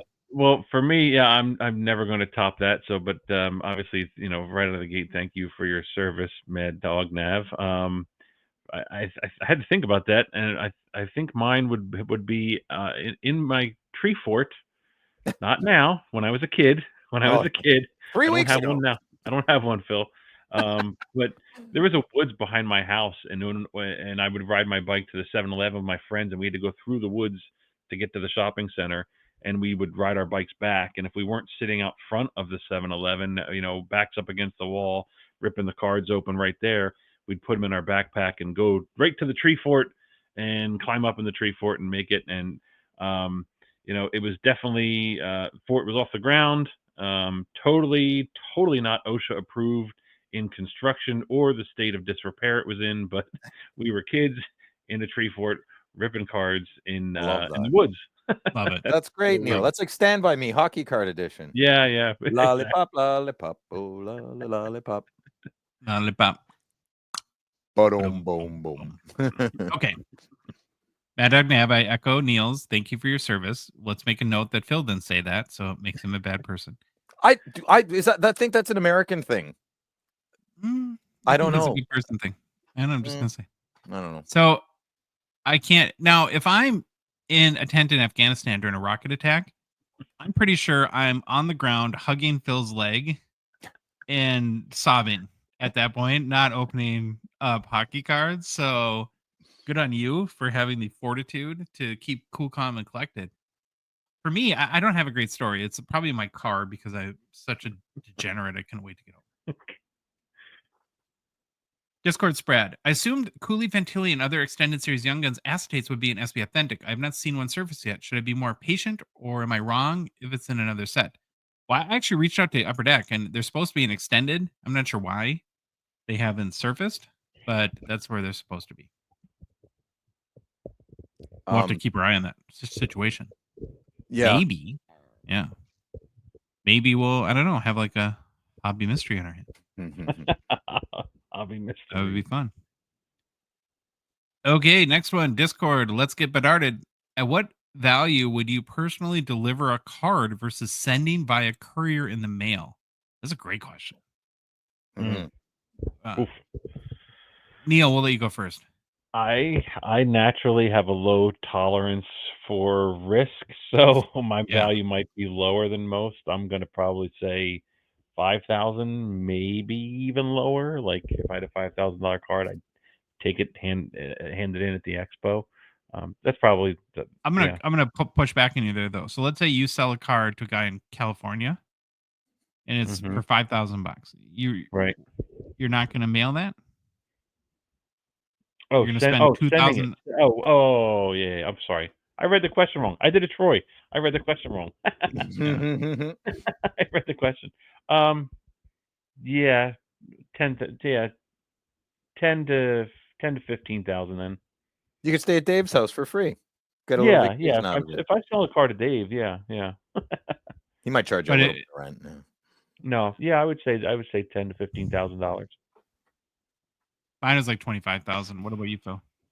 Oh, I love going for card road trips. $1,000 if it's within a day, I'll drive. But if you're buying the card, I'll just mail it to you. Okay. I'm not driving. Is there a certain amount though? Like if it's $100,000 card, would you fly somewhere and hand it to them? I'd say 25 plus. I would probably hand it to them if it was within a day. Okay. Yeah. Discord Broadway Blue Shirts. Another Fanatics Collect question for you boys.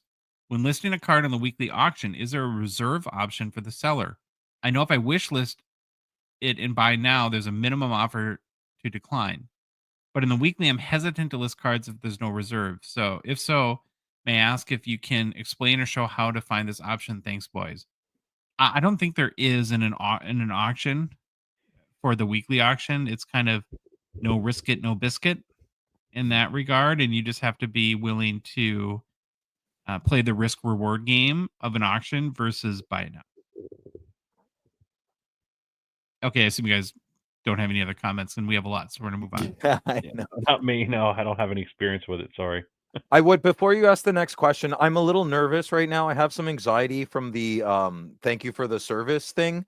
So are you supposed to say thank you for your service? I think what's going on here is that American Marines, is that what, or American Army people, you guys are Servicemen. involved in a lot more wars and conflict in Canada. We generally keep the peace more. So I don't know a lot of people that have done service. I would say thank you for your training. Thank you for your peace serving abilities and de-escalating conflict. I'm sorry to my fellow Canadians if I'm supposed to say that. I was not aware. Yeah, that's it. I'm just a little sweaty. I feel I was just teasing you. Oh, okay. Well, you should Yeah. have cut me off then, man. No, it's funny to watch you No, squirm. never cut you off. Well, sometimes cut you off. I was just listen. You're one of the kindest hearted persons I've ever met, so I would never Thanks. question your where your heart is at. It was just this is kind of fun sometimes to watch you squirm. It's entertainment for us. All right. It's a long show. We got to be entertained, Phil. Okay. Okay. You feel good though? You I feel better. Yeah, I feel better. I think America likes you. Nobody's mad. Don't worry about it. I want to be I want a dual citizenship. I'm so down, man. Yeah. The pursuit of you can- excellence. Louis' basement. You know, where Louis' do you live? I basement. live in Canada, in Louis' basement. No, that's good. Okay. You were worried about that. Phil, this is Yeah, I do got not this. I'm a envy big you head now. guy. Yeah, it's all good. Okay. Is it Mikhail Tulip? Phil, what tragically hip song best defines hockey, in your opinion?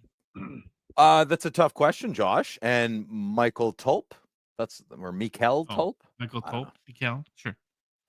So first one, it's almost like a trick question. So the first song that naturally comes to my head is 50 Mission Cap, of course. First and foremost, that always pops in my head. Fireworks is a song that I love, and the lyrics are much more hockey oriented, I think, and the lyrics are really good.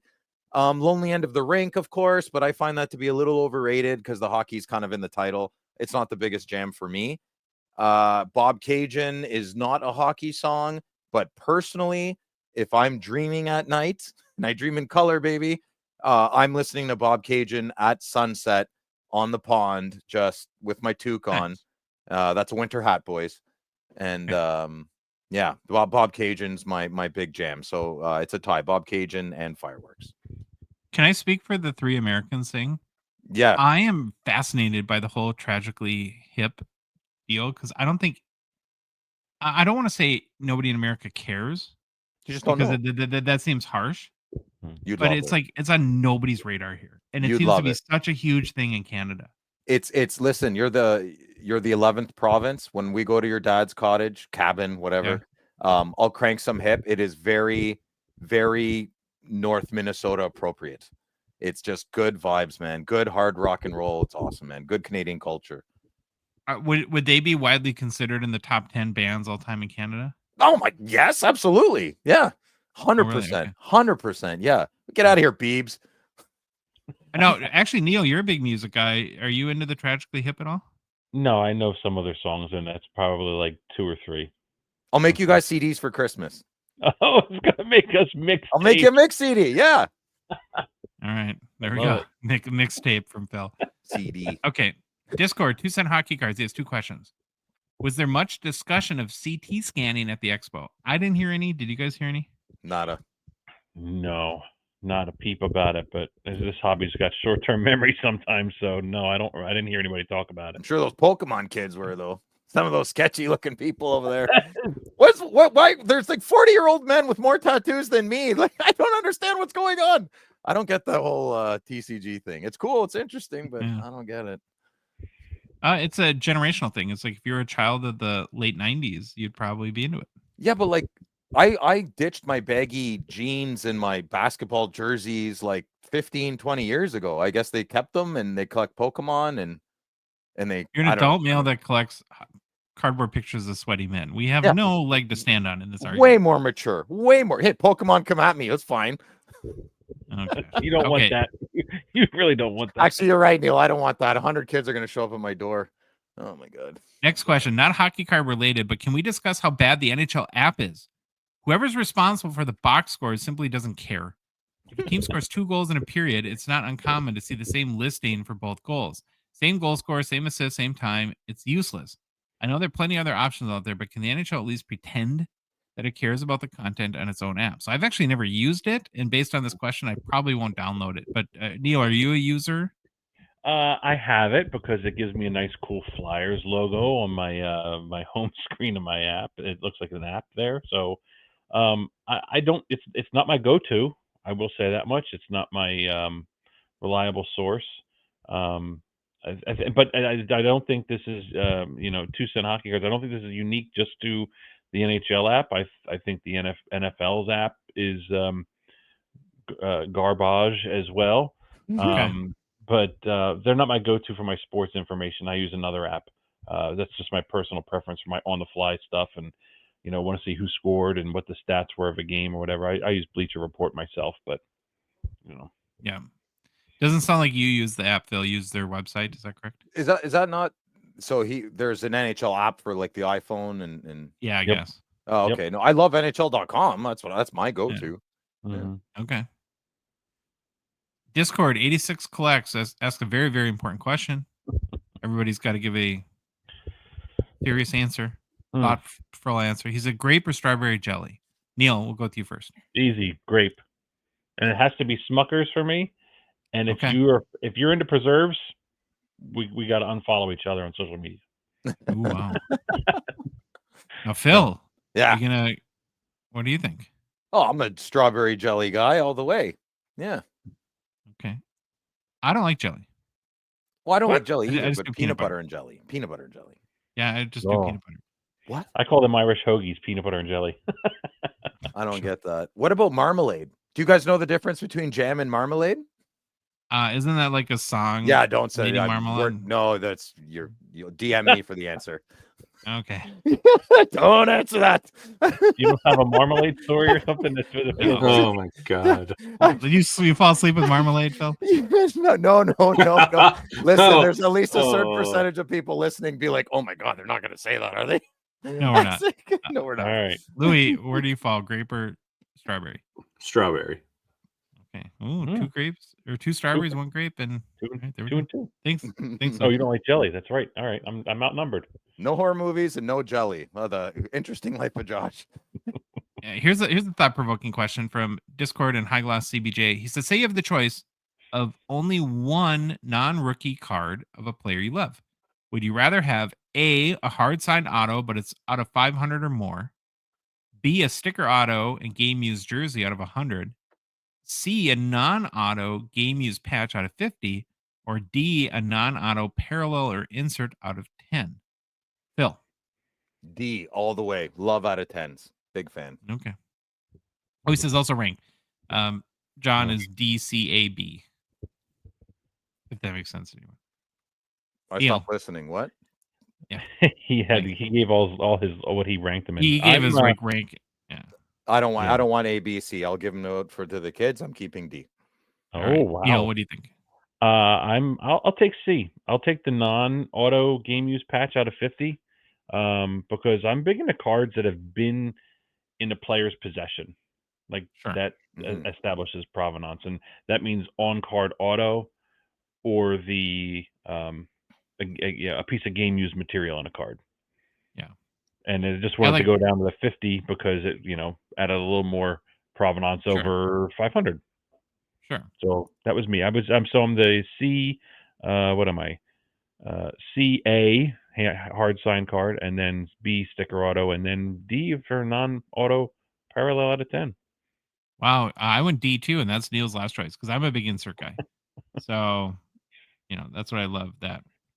Mm-hmm. All right, Discord, Sebastian Engelhardt. When is the best time to sell Wayne Gretzky autograph cards? Do you think the great chase, for Ovechkin, will affect Gretzky's card market at all as Ovi closes in? I don't. Is there a bad time to sell Wayne Gretzky card, guys? I don't know. Nah, it's the ultimate liquidity. Yeah. Yeah, it's timeless. I think there's going to be a media uptick in the hobby but it's going to be for like that period right around when and if Obi makes it, because Wayne's going to be there. There's going to be a whole thing. So he'll be relevant. Not that he's never irrelevant, but so he'll be there. So there'll be an uptick for about a week, but outside of there's never a bad time to sell a Gretzky auto card. Okay. Instagram, hockey and history memorabilia. When is the Gong Show versus Bobby Burrell showdown? Will it be streamed on Netflix? There's no showdown between us and Bobby Burrell. Okay. We can't wait to have him on and are actually working on a plan to make that happen very soon. So I'm excited about that. And it will not be on Netflix because there's no way they could afford us. Yeah. Not after that nonsense yesterday. What was that about? No. Or 2 days ago, sorry. Yeah. Ruined my childhood. Looking forward to Bobby Burrell. Derek Vanderberg from Facebook says, how much will Macklin Celebrini change the hobby, and will his Young Guns and Canvas Young Guns both be in Series 2? I think he'll be a chase, but in my opinion, nowhere near the Betsy hype. His Young Guns will, I'm very positive, be in Series 2, and his Canvas will either be in Series 2 or extended. The Upper Deck has flexibility there to balance out sets, and so they'll make that choice. What do you guys think, though, Neil? Are you a Macklin Celebrini guy? Do you think I'm wrong that people go nuts for him? No, I don't know. There's going to be a chase. I think I took Derek's question a little too literally when he asked about, he used the word about changing the hobby. Like, he's going to be. Bedard did change the hobby. I mean, I think that's fair to say, right? Correct, and I think that's what we were all kind of comparing it to right now, right? So, I don't think Celebrini is going to do that. He's going to be a chase, but I'm not even quite certain if he's in Series 2 or not. But I don't even know if he's going to be the biggest chase in there based off of how the season started. Unfortunately, Mitchkov will probably be a bigger chase. Yeah, and I don't want to be a homer, but thank you for you saying that. But yeah, I don't think that's being a homer. I think that's just probably the fact. And Celebrini, he got off to he played the first game and then he was gone until November. He didn't play all of October. I forget if it was an injury or juniors or a combination, but that stunted him a little bit. But it's you can't fault that. But he was hurt coming into the year, I think. Yeah, he's going to be a chase. All number 1 draft picks are a chase for at some point, right? So, yeah, I think it'll be a chase, but not hobby. Not change the hobby. Phil, why don't you lay out in great detail what you think the Macklin Celebrini chase in the hobby is going to be? It's these kinds of questions. I think it's best if I just I don't know, nobody knows, and I think that's actually the best answer. Yeah, but I don't. These aren't how many DMs I get? Hey, man, how much do you think this card's worth? What about me and my personality shows you that I'm good with hobby dollars? Come on, man. I don't I'd rather see your collection. Show me what you like. I'm not responsible with money. Yeah, I know. Yeah, not my question. I don't know. Facebook, Derek Dag. Gretzky scored 50 goals in 39 games. Who is the closest so far to that record? I did a little bit of research on this, and I think it's Gretzky, who did it in 42 games 2 years later. And then it's third term again on third, I think. Not surprised. He's probably the third and fourth, too. Yeah. So I don't know. Yeah, I think that's the answer. All right. Instagram, Motorcycle Mark. You guys were really confused about this because you're not Wild fans in the notes here. Did Zuccarello lose a fellow? It does appear that happened. Oh, please, everyone, join me in a moment of silence for the Zuccarello family's loss. Does he have kids? Well, he does, but he probably won't have more. No. So, yeah. Oh, it's right in the pills, eh? Ugh. Emergency surgery. Yeah. Yeah. So, sorry, buddy. That's not a good one. Oh, we got a Phil question next. Instagram, Axel Foley 13 PC. Can Phil explain his origin story from listener to regular co-host on the Gongshow pod?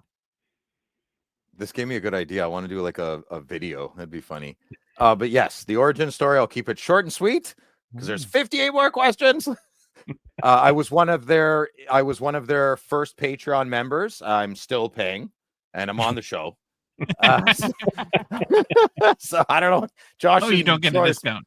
Yeah, their master plan has worked. So I started my own channel on YouTube, just super silly, and some local guys in Ottawa watched, and Josh watched. So when I met him at the expo, he was just so enthusiastic, kept telling me to do more videos. Loved your videos. Loved yeah, them. thanks, man. And yeah, we just kept in touch, best buds ever since. And then everybody, I don't know, we all just kind of congregated and found each other, and we just kept supporting each other's platform. And that's it, man. We're just more friends first and this second, I guess. You know? Yeah. Is that a bad answer? I don't know. No, it's not. I'll give my perspective on it real quickly. Okay. So after we met at the expo, one of us, probably us, I was a big fan of you, Phil. Still am. You were, yeah.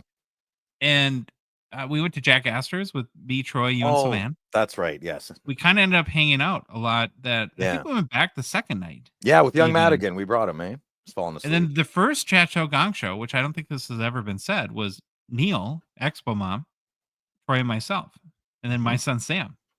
Oh. And we stayed in a Oakville. Is that where it was, Neil? Oakville, but yeah, Oakville. That was the first time was last November, but Sam wasn't at that one. Okay. But with so yeah, I think it might just be blending. It's was there 2 times? Blending. Yeah, there's 2 different ones. You went with Sam, I think, and your first one may have been the April one when you and Troy. Oh, it was me, Troy, and Sam. Me and Troy, and then we stayed together, and then the next time was the Chateau where the group got bigger. And I mentioned this too. Yeah, this is where I talk about how all my best hobby friends I met at the expo, and why I think it's so important if people can that they go, because we're all great friends now. And then the only other bit of context I could add is a number of months ago, Troy and I felt that for our show to keep progressing, that we needed to add more people. That we're a 2 times a week show. We needed to add different personalities and, just have different variety. And we asked Phil if he wanted to be on as a guest, and then we asked you to come back. And then we, it kind of a beautiful. It just sort of made sense for everyone, and you're here. Yeah, and you're still paying. Big like a rat. Can't get rid of it. Yeah, I almost want to just keep it going. See how long. Yeah, I mean, I'd ultimately rather not, of course, but yeah, we'll fix that. Don't worry. Okay, thanks, buddy. Instagram Cards AH. If a card has been cracked from a slab, should a seller feel obligated to disclose that? Good question. I don't think you're obligated, but it is, in my opinion, a personal ethics question that you have to decide what feels good to you. Situational specific is my answer. If your What wife's new boyfriend wants to buy a card at your table and you cracked it, you don't have to tell him. Yeah, I get why he asks it. I mean, I agree. I don't feel you're obligated to, but I know that you probably has that feeling inside of that in the gut, like it feels like you should, especially if it's lower than like an 8. If you get a bad grade and you feel like you might, but you're not obligated. When's the onus on the buyer then? When's the onus on the buyer? So let's say it got a 7 because it had let's say it had 2 bad corners. Right. Buyer beware, like accountability. That's Yeah. Well, hockey's so weird too, because like honestly, in PSA 8 or whatever grading company 8 cup card is not a bad grade. No. Right? I mean, it's like there's no 10s anyway. So, but if it's the young guns, sure, it's going to make a difference. Yep. Instagram Card Professor 7. He has 2 questions. He said, "Can you give a summary of all the parallels of cards that have the Young Guns designation on them from lowest to highest of print runs?"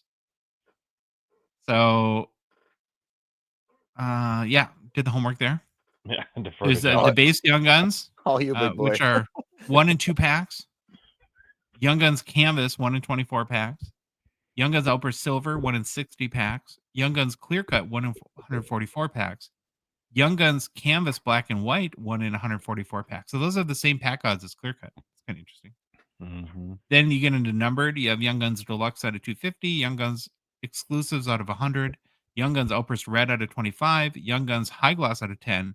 Young Guns Outburst Gold 101. And then the Young Guns Acetate, which have unannounced odds. Did I forget anyone? No, Louis raising his hand. No boy. This is a good little graphic. You should put this on the website, like little reference sheets, almost like a checklist thing. That'd be cool. Yeah. What do you got, Louis? No, nothing. I just raised my hand with the acetate thing. Billy sat down at the table at our little home at the expo and I tried to get him on that one. Be like, I just He picked this won't. one up. How many were there again? God, I don't remember. More than 5, under 100. Like, Yeah, something like that. 25. I'm telling you, it's 25. All right. Card Professor 7's second question. With Canadian postal strike still not settled, I wanted to know if you could ask your sponsor, Slab Sharks, how they mail their cards to us in the USA when we buy on their Canadian eBay platform. It seems like my cards come in a package with the USA address in Niagara Falls, New York, and not a Canadian return address like Mississauga. Does Slab Sharks drive the packages across the border or use a courier service like White Stallion?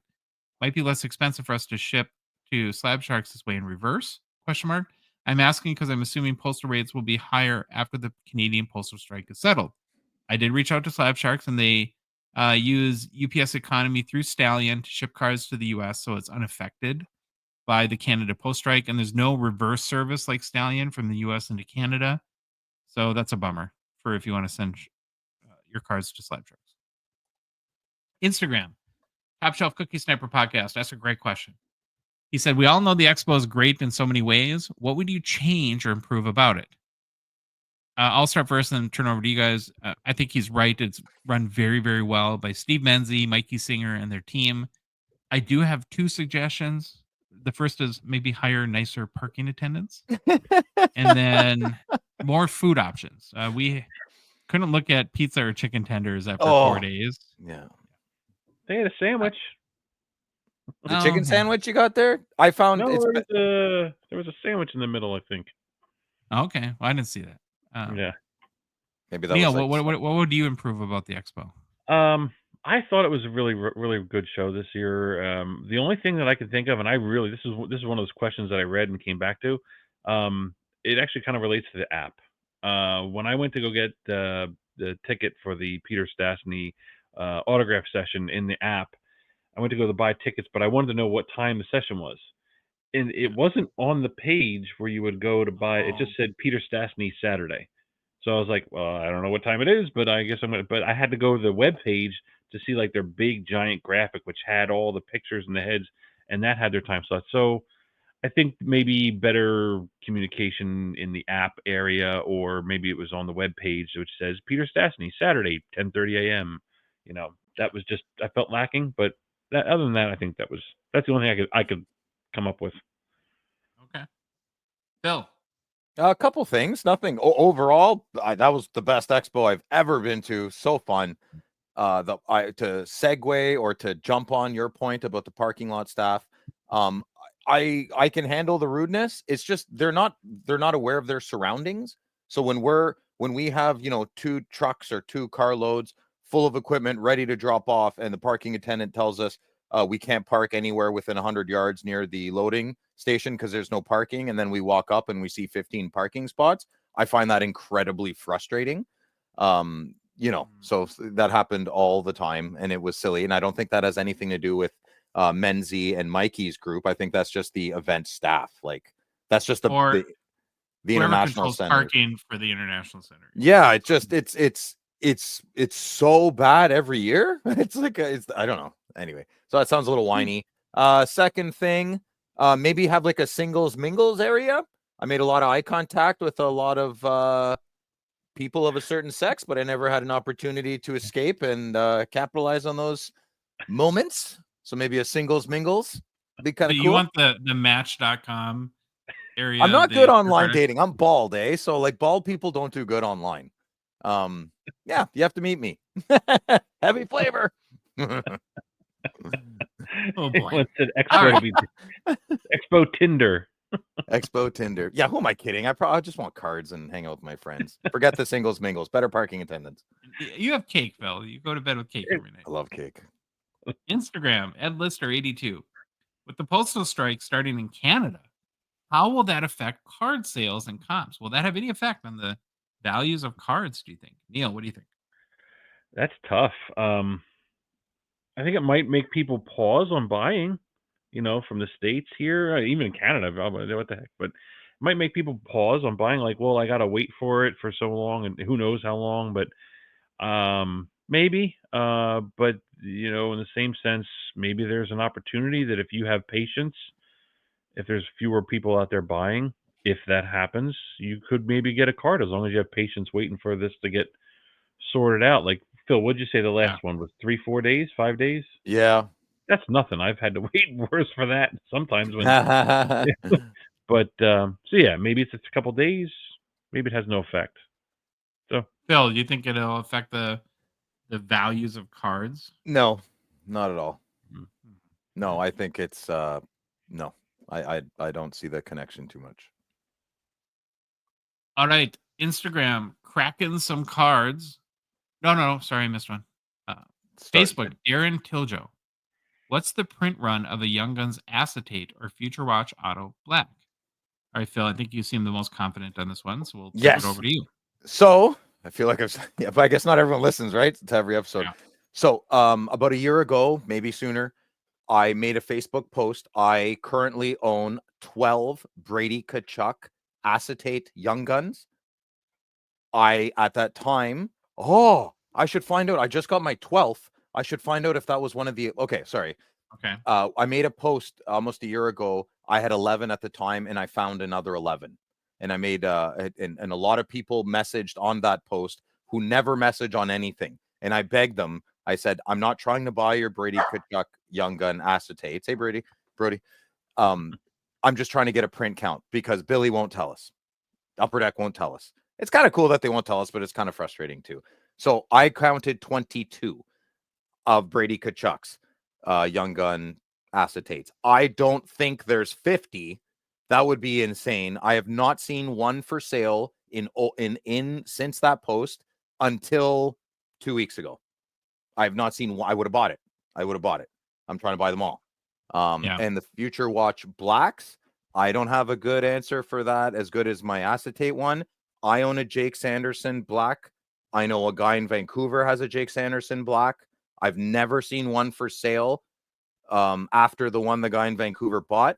And I know a third guy, I saw a third one online as a not for sale, not for trade. I don't think there's more than 10. Maybe there's just 5. I really don't know. I don't think there's more than 10. That's my best guess. You would be like a PC private investigator, man. Well, I'm a journalist. I'm a hockey card journalist. You are. You can be a hockey card detective too. I thought I'd be a great PI, man. I always thought I'd be a great PI. Yeah. Can I throw another variable into that though? Yeah, do it. Part of me thinks that that it's not consistent year to year. So the acetate, the first year there was only 5, I think. Only 5 in 2016, 17, 18. Okay. I don't know. I believe there was only 5. It's really, really short print. There's a couple. Would you of be shocked if there's double the Bedard as there are Brady Tkachuk? No, not at all. I wouldn't. I bet you they're like, you know what? We should just round this up to 100. Nice even number. 100 Bedard acetates out there. So I think it's year dependent. That it's not like, and probably part of why it's unannounced because Upper Deck can move the number depending on what they feel the demand will be or how much is being produced. Well, that's frustrating. That's what it is. Instagram cracking some cards. When it comes to players who are considered in the conversation of greatest all time, like Howe or Hall, Gretzky, or Patrick Roy, who would be better if they played today rather than in their own era? I'm gonna go. I think Brett Hull would be pretty good today because he just kind of sat there. And, he had better sticks, better technologies than shot. He'd be just as good. I'm the best skater. So. Bobby Orr, I would think. You would? Why? I don't know. Does the end to end? I mean, sure. There's less clutch and grab, right? I didn't watch a lot of 70s hockey. I just read the books. It was rough. Sure. A lot of clutching, a lot of grabbing. How did Orr score all that from the back end? I don't know. Fair enough. Neil.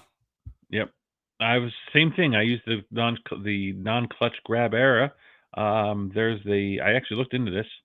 The second highest scoring player in the 80s behind Wayne Gretzky. Does anybody know who that is? Ron Francis? Nope. My God. Peter Stastny. Peter Stastny. No kidding. That's crazy. Yeah.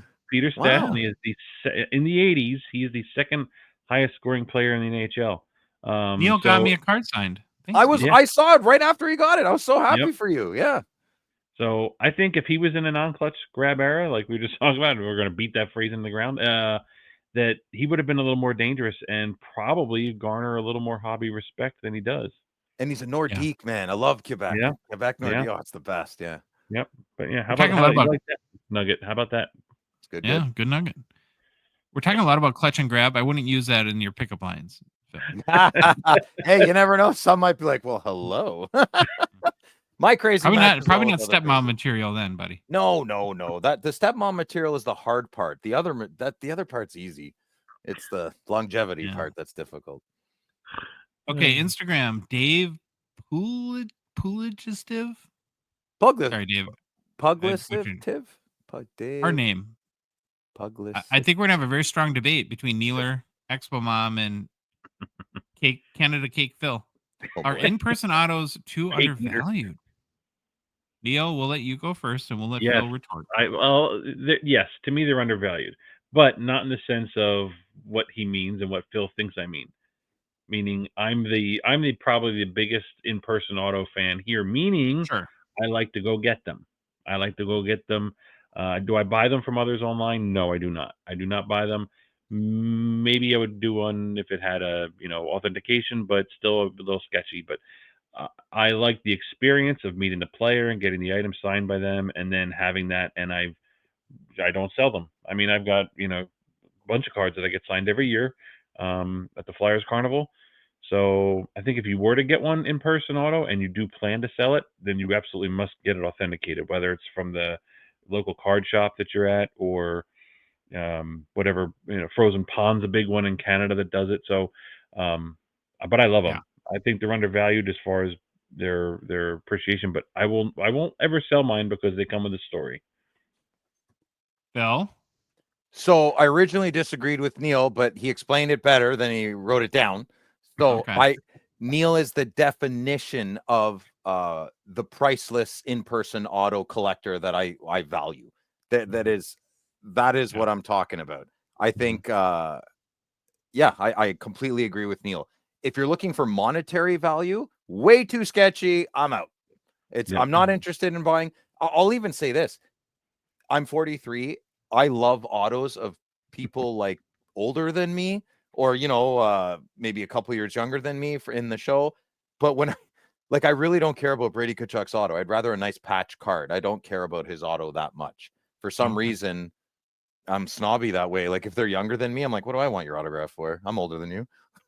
But when they're older than me, I seem to like the auto. Yeah. Okay. Facebook, help me with the name, Phil. Eric Guillemette? That's perfect. Okay. Wow. Yeah. Now he says, why is the Mario Lemieux rookie card still $300 and the McDavid at $3,000? If you tell me there's more Lemieux on the market than McDavid's, I don't think it's the answer. I understand the sentiment of your question, Eric, but I got to push back a little bit.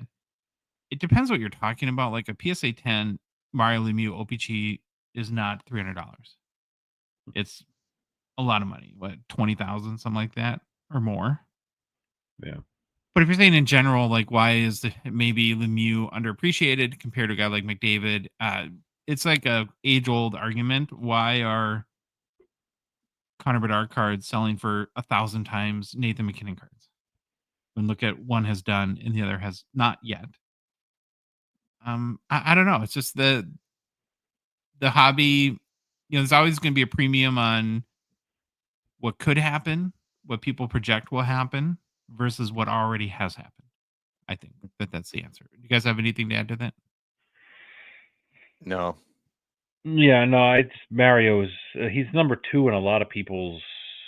They mention his name second. So, but I do think he's grossly undervalued in the hobby. Obviously, not a 10, but I think he's undervalued in the hobby. I've found that in the last couple of years. I've felt that he's undervalued in the hobby for where I put him in. Yeah, in his prime too. Sorry, Phil.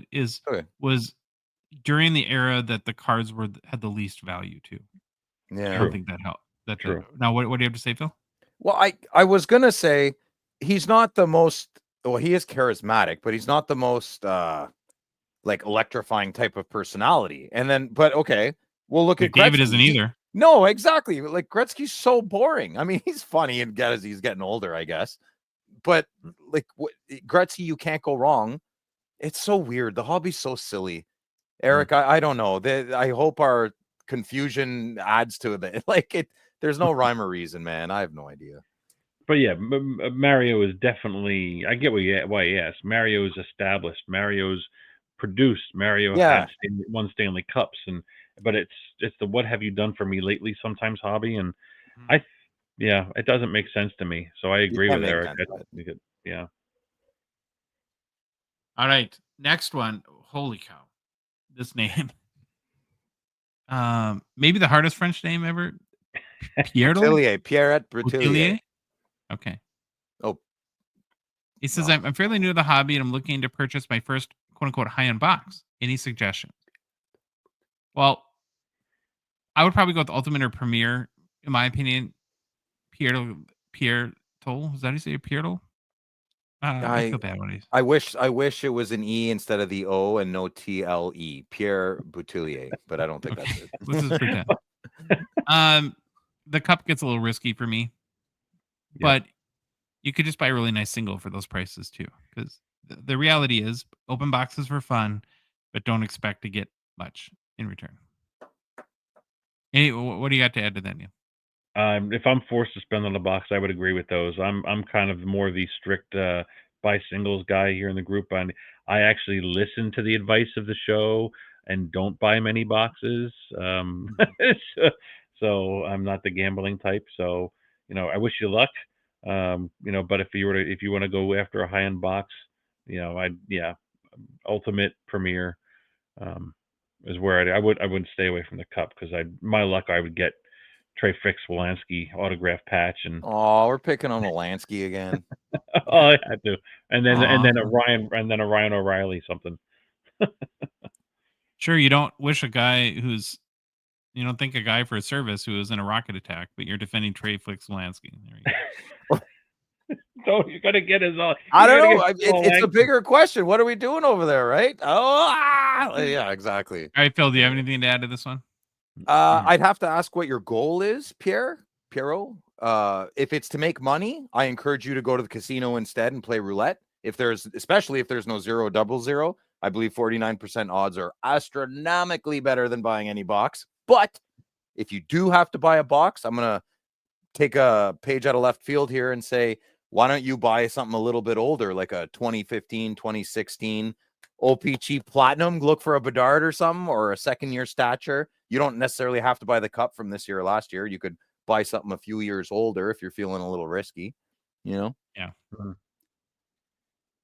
Looking for McDavid. Looking for McDavid. You said Bedard, but I think you meant I say Bedard. Yeah, I know. The guy lives in my head rent-free. It's crazy.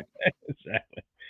Facebook, Caleb Smith. Since you did a top Bedard rookies under 1,000, what are your top 5 Bedard rookies under 100? That's a great question. It's a fun question. It's more of a segment, though, because we believe it or not, we do a lot of research for that. So just off the top of my head, Caleb, I picked out a couple. I'm a fan of the regular OPG base card, just the OPG paper. It's simple, classic card, but is well designed. You can get a PSA 10 for about $75 US right now, so that's not bad. And then I got to mention Phil's Allure Yellow Taxi. Love the Yellow Taxi. It's a sleeper. I'm telling you. Ra's about $60. Part of me, I'm a big Dazzlers fan, but I don't like the Bedard Dazzlers, and it's because he's got the Claire Danes cry face from Homeland on it. If anyone's ever seen Homeland, you'll get my so-called get life that one right away. Yeah. Neil, do you got any different ones, Dad? I like his 23, 24, the Special Forces card. Yep. It's an acetate card. I just got one at the Expo because I like it. It's a retro design, I think from 98, 99, 97, somewhere in there. I have a Lindros one. Just say all the 90s years. You'll get it eventually. Yeah, I'll get it. Oh, yeah. Thank you. But I like that one. I like the Special Forces card. That's a good one too. And you showed it to me, and it was really cool. I did like that card. What about you, Phil? I don't know. I don't have any suggestions. I have a couple because you don't buy cards for less than $100. Oh, Phil's such a card snob. Blah, blah, blah. I am. Hey Neil, can you do your segment again, but just for Phil this time? Let me go back. Where Listen, I have the rated I have his exclusive and non-exclusive, so I do have a card that's under $100 because I like the way it looks. Yeah. Okay. Rated rookie there. Oh, nobody believes you. All right. Facebook, Lucas Kaz Schiller. He says, y'all just had a question recently, which I'd like to flip. What team has the most hobby love of which it rationally should not? Or less? The obvious answer is being the Leafs or Habs, but how about the Oilers? If they win a cup soon again, it changes. But I'd love to hear y'all's sleeper pick. So who has more hobby love than they should? Toronto Maple Leafs. He said it can't be the Leafs or Habs. Just making sure it's up there. Just getting it out there, right? Oh man. I've thought about this, and without being a biased Flyers fan, if I had to go, so I'm gonna go somewhere else. Maybe Chicago or Boston. I mean, I don't. Well, Boston, original 6 teams, Neil. I think though any original 6 team is going to have a premium on it. No. Well, yeah, they do, but which one? I think the question says which one rationally should what is it? Not rationally not, but Chicago outside of Bedard, what do they have fans to be excited for now? They had a pretty good team 15 years ago. Patches. 15 years ago, yeah, but I'm talking right now. So, what makes this question tough for me is that when you look at like the hobby and the Leafs and the Habs, there's such a big drop off after that. It's like I feel like it's the Leafs and the Habs, and then like maybe the Oilers, but then a big glob of who's ever left almost. Yeah. No, not that the Bruins don't have more fans than like Arizona Coyotes did, but just not as big of a separation, I guess. Mm-hmm. Okay. Or maybe I interpreted it wrong. Yeah. Instagram, Knucklehead36. He has 2 questions. He's waiting to see an episode where Josh, that'd be me, and Phil, that'd be you, Phil, fist fight over a box of 0506 The Cup. Well, I'm going to start out and say, Knucklehead, it would be a very short fight. Phil's a trained fighter, a martial artist, and I slap fight and like doggy pie. This is how I fight. So I don't think it would last real long, but I don't fight with my fist. I fight with my mind. I think there's a good chance before Phil even got in punching distance, I could have him on the ground, curled up in a ball, heave crying over his daddy issues. That's how I would. Sucking on my thumb in the fetal position. Yeah, sucking on your thumb. Josh is going to come out with a satin robe that says Cerebral Assassin on the back of it. Cerebral. I'm like, oh, it just gets me in my third eye. Now, Neil, I'll let you give your answer, but if this is really the case, then I think Baba Louie should be calling the psych ward and have you committed after this answer. He's Jello wrestling. There you go. Not a fist fight, but be like that. But I think Phil's going to have you in that as well because he has experience with cake in bed, so he's used to wrestling around on surface of. I love wrestling. Yeah, what boys don't like wrestling? Wrestling's fun. Roughhousing. Yeah. All right, Phil. Pillow fight. Chateau pillow fight.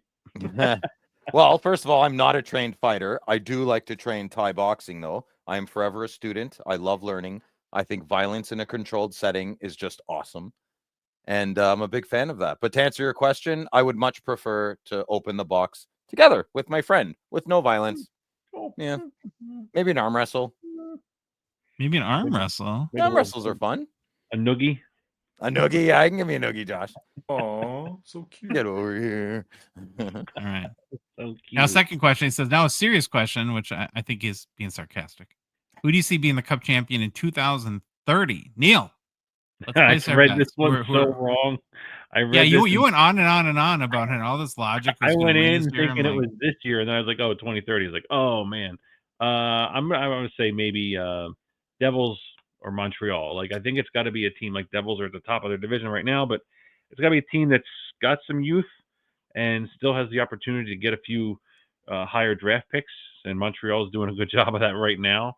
So to build up for 5 more years from now to reload the deck. So maybe Devils because their current players doing well right now are young enough to be relevant and continue this through 2030. So I probably put way more thought into it than I should have, but those are my 2 picks. One of those 2. I don't know who's going to win, but it won't be the Wild because that doesn't happen in Minnesota. And Phil's going to say the Ottawa Senators. No, I'm not. I'm going to say the Quebec Nordiques. That's what I'm going to say. Ooh, they'll be back. That's right. I love that. Love that answer. Well, we made it through mailbag. It's Personal Pickups, where Phil takes a giant dookie on Josh's new cards. Then Josh cries himself to sleep later that night. All right. Well, Neil, you're our guest, so we're going to let you do your personal pickups first. Sure. I'm going to go with my 2013-14 Panini National Treasures jersey patch Eric Lindros out of 9. A niner. Nine times. 9 times. So this is a card I found at the Expo. Just was like instantly knew, okay, I'm walking out of here with it, because I think it was the night before at the Rip Party, somebody pulled a Francis card, like it was similar thing with the name cut out. And I was like, oh, I got to find one of those. And then next day there was one in a case of Lindros and jumped on it. So Wait. Where was that at? Rip Party. Okay. Gotta get the Troy drum roll / It's motorboat. the best, man. It's so good. So yeah, I was really happy to get this. And when I was, and then I saw it was out of 9, I was like, oh my gosh, I got to get this card. So really, really happy with that one. And then I have my 2011-12 Panini Dominion. Oh, we're going this way. All right. This is the. Louis is pulling a fastball on you. No, he's good. That's Curveball. fine. That's So this one is the show. Gretzky. Where is that listed? Oh, there it is. So this is where I'm putting my money from where my mouth is from the Slab Shark segment. I talked about that Connor McDavid, the show card, and I fell in love with that style, the card from the cup. So I picked one up. It's not in my hands yet, but this is from 2021-22, out of 49, no auto, under $100, 100% a pickup that I got because of the Expo. Nice. So, yes. And then my last one is my 2013-14 Panini National Peerless Panini Dominion Peerless Patches Sean Couturier out of 40. I was after this card. It's 3-color patch. I was after a card like this with 3 colors of this specific card for a while. Guy kind of dug in his heels. Another one popped up, and I got this one for half the price than my ceiling of what I was willing to go with the other card. So win-win, 3-color patch, rookie year card. So I'm very happy with that. Beautiful cards. Very cool. Very nice, Neil. All right, Phil. I have so many pickups. I have over 600 pickups, but you're gonna have to wait till Friday. So they're all $10,000 or more. No, they're not. That's the only thing. So I would like. Are we good, Louis? Yeah, hopefully I don't screw this up for you this time. Oh, it's okay. No, you didn't screw up for me, buddy. Don't worry. Oh, wait, can we stop can we stop for a second though, really quick? Yeah, sure. Louis, has the image game on the show. Louis has upped it incredibly. Yes, big and time. You're doing amazing, Louis. So thank you. I had time to play. You're welcome. I had time to play around. I did. See, yelling at us? What's happening? So what you're looking at, so there, I think there's 4 or 5 pictures, but I'll go off here a little bit. I was at the Expo, and a very, very good listener and a very generous person gave me something very special. I cannot even put a price tag on it because it means like I saw this when I was a kid. So and they weren't in as good condition as when he gave it to me. So what you're looking at on the screen, it's called a hockey action replay. It's not necessarily catered to hockey specifically. It's part of the company is called I forget what it's called. Just let me do my thing. This is a super magical piece of history. It's truly a blast into the past. I remember similar types of products like this in the early 80s, but this set is one of the OGs in stenciled technology, like with the pencil. So this is, I got a Frank Mihaljevic. So what you're looking at, it's like a cartoon drawn scene. And then above that, you have a stenciled hockey players with Frank Mihaljevic there, an Ottawa Senator, but not the way you think. And these transfers are from a company called Letraset. And from my research, I believe their first set was only monochrome, and it was of Bible stories and geometry in 1966. Anyways, blah blah blah. Fast forward to Two of my favorite things: Bible stories and geometry. So. Yeah, it's okay. I know Bible It really stories is. and geometry. I'm Greek and I was raised religiously, so I get them both. And in 1967, they advanced to like 4-color sets with like helicopters and bank bandits and giant insects. And yeah, so in 1972, fast forward, they did like their biggest set ever, and hockey was part of it. And I think, do I have any more pictures, Louis, or is that it? No, just these 4. Yeah, these two. So can you show the other picture, the one you took off? Yeah, so they're really cool. You put this stencil over a pre-drawn design, and if you just rub it lightly with a pencil, it stencils onto it's like the original copy paste, man. So Nice. it's really cool, and it's in perfect condition. And I'm not going to mention who it was because I'm pretty sure they'd like to remain private. But to have a piece of history in mint condition, printed older before I was even sperm, is crazy. It's pretty wild. So that's my pickup, and I got it at the expo. Yeah, and I'm happy and I love it. That's it. It is awesome. Those are cool. Stuff cool. like And this is just cool, right? To be able to look at and share with people. Great conversation piece. Like if you have somebody at your house. Yeah, big time. Yeah, it looks like color forms. You remember them as a kid? I don't know, not or color forms, or where you would you'd have a scene like that at the bottom, and then you peel those off, and you can put them on the picture. Oh Isn't that just like a sticker? Sticker No, book? not a sticker. No. They were they had like a little rubbery texture to it, but Scratch and sniff? From the 80s. No.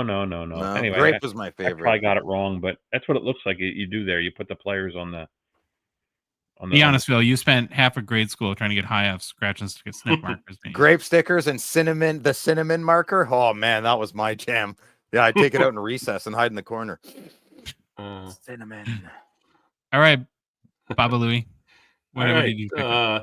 First of my 2, it's an 11-12 Artifacts out of 9. Marty Brodeur dual patch. And number 2, can't leave them out of 5, same year, 11-12 Artifacts. Madonna, 1 napkin patch and 1 sick coho. I don't know I don't even know what's it from though. Probably the glove. Jerseys, glove. Yeah, probably. Did they make the jerseys back then? I don't know. I don't think so. No, CCM did, didn't they? I don't know. Who knows? Anyways, it's had to put another one of them in there. Another Madano. All right, so for me, I did a trade on my card post, and it must be you, Phil, that said it doesn't count. How do trades sure did? Is it in your hand? How did not count? It's a pickup. Is it though? Yeah. Yeah. All right. Cash doesn't have to be exchanged. I don't know. I'm a tangible kind of guy. Yeah, you are. You're a guy. That's for sure. All right. So the 2 cards that I picked up, one is a 2023-24 Series 1. Oh, nice. Sidney Crosby, population count 10, in a CSG 10 holder. Nice. And then the next one is a 2015-16 OPG update, Leon Draisaitl retro. I think it's retro. Yeah, a rookie. It's raw. Look how young he looks there. That's crazy. It's like Actually, his skull was different. I love the stick design in the card. And, very cool design. So yeah, that's it. Well, Neil, thank you. Yeah. Did you have fun?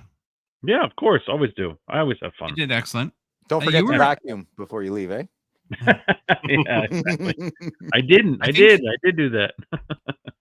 I think you were our very first probably co-host on our show.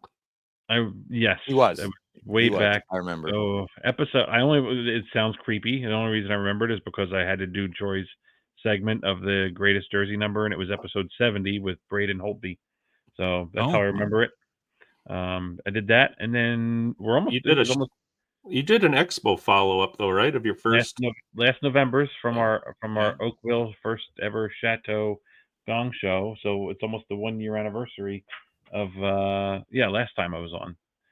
When I was hoarse and Troy was not feeling well, we were all like, I think that was COVID Expo or something. We were all sick. Probably all had COVID. Yeah. We were all sound froggy. So, but yeah, no, it was, so I enjoyed it. I have fun.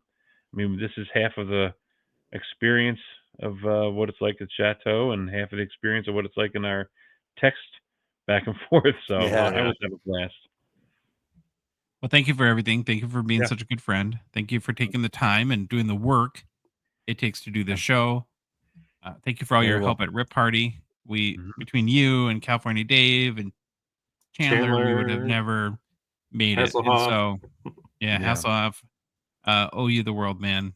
Yep. Yeah, appreciate So it. just thank Glad you to for be a that. part of it. Thank you for asking. Appreciate it. It means the world. If you like the episode, please leave a rating, review on Apple, Spotify, whatever podcast app you listen to us on. If you love the show, you want to support us, you want to chat with us on the Hockey Cards Gongshow Discord server, please consider a $5 a month donation, like Phil. Join our $1.99 support level tier on Patreon. Link is in the show description, or Instagram and TikTok profile. You go to our website, hockeycardsgongshow.com, click on the Become a Patron link, or go to Patreon directly and wave to Phil when you're there. Oh yeah, I pay the $20 a month too. It's not $5; it's 20 American. Jerks. Refund. Jeez Louise. PATRUN.com. We can't lose your $20, Phil. No. We're on social media: Instagram, Facebook, TikTok, Twitter, and YouTube. And boys, the Hockey Cards Gong Show podcast is a production of Dollar Box Ventures LLC. Have an amazing start to your week.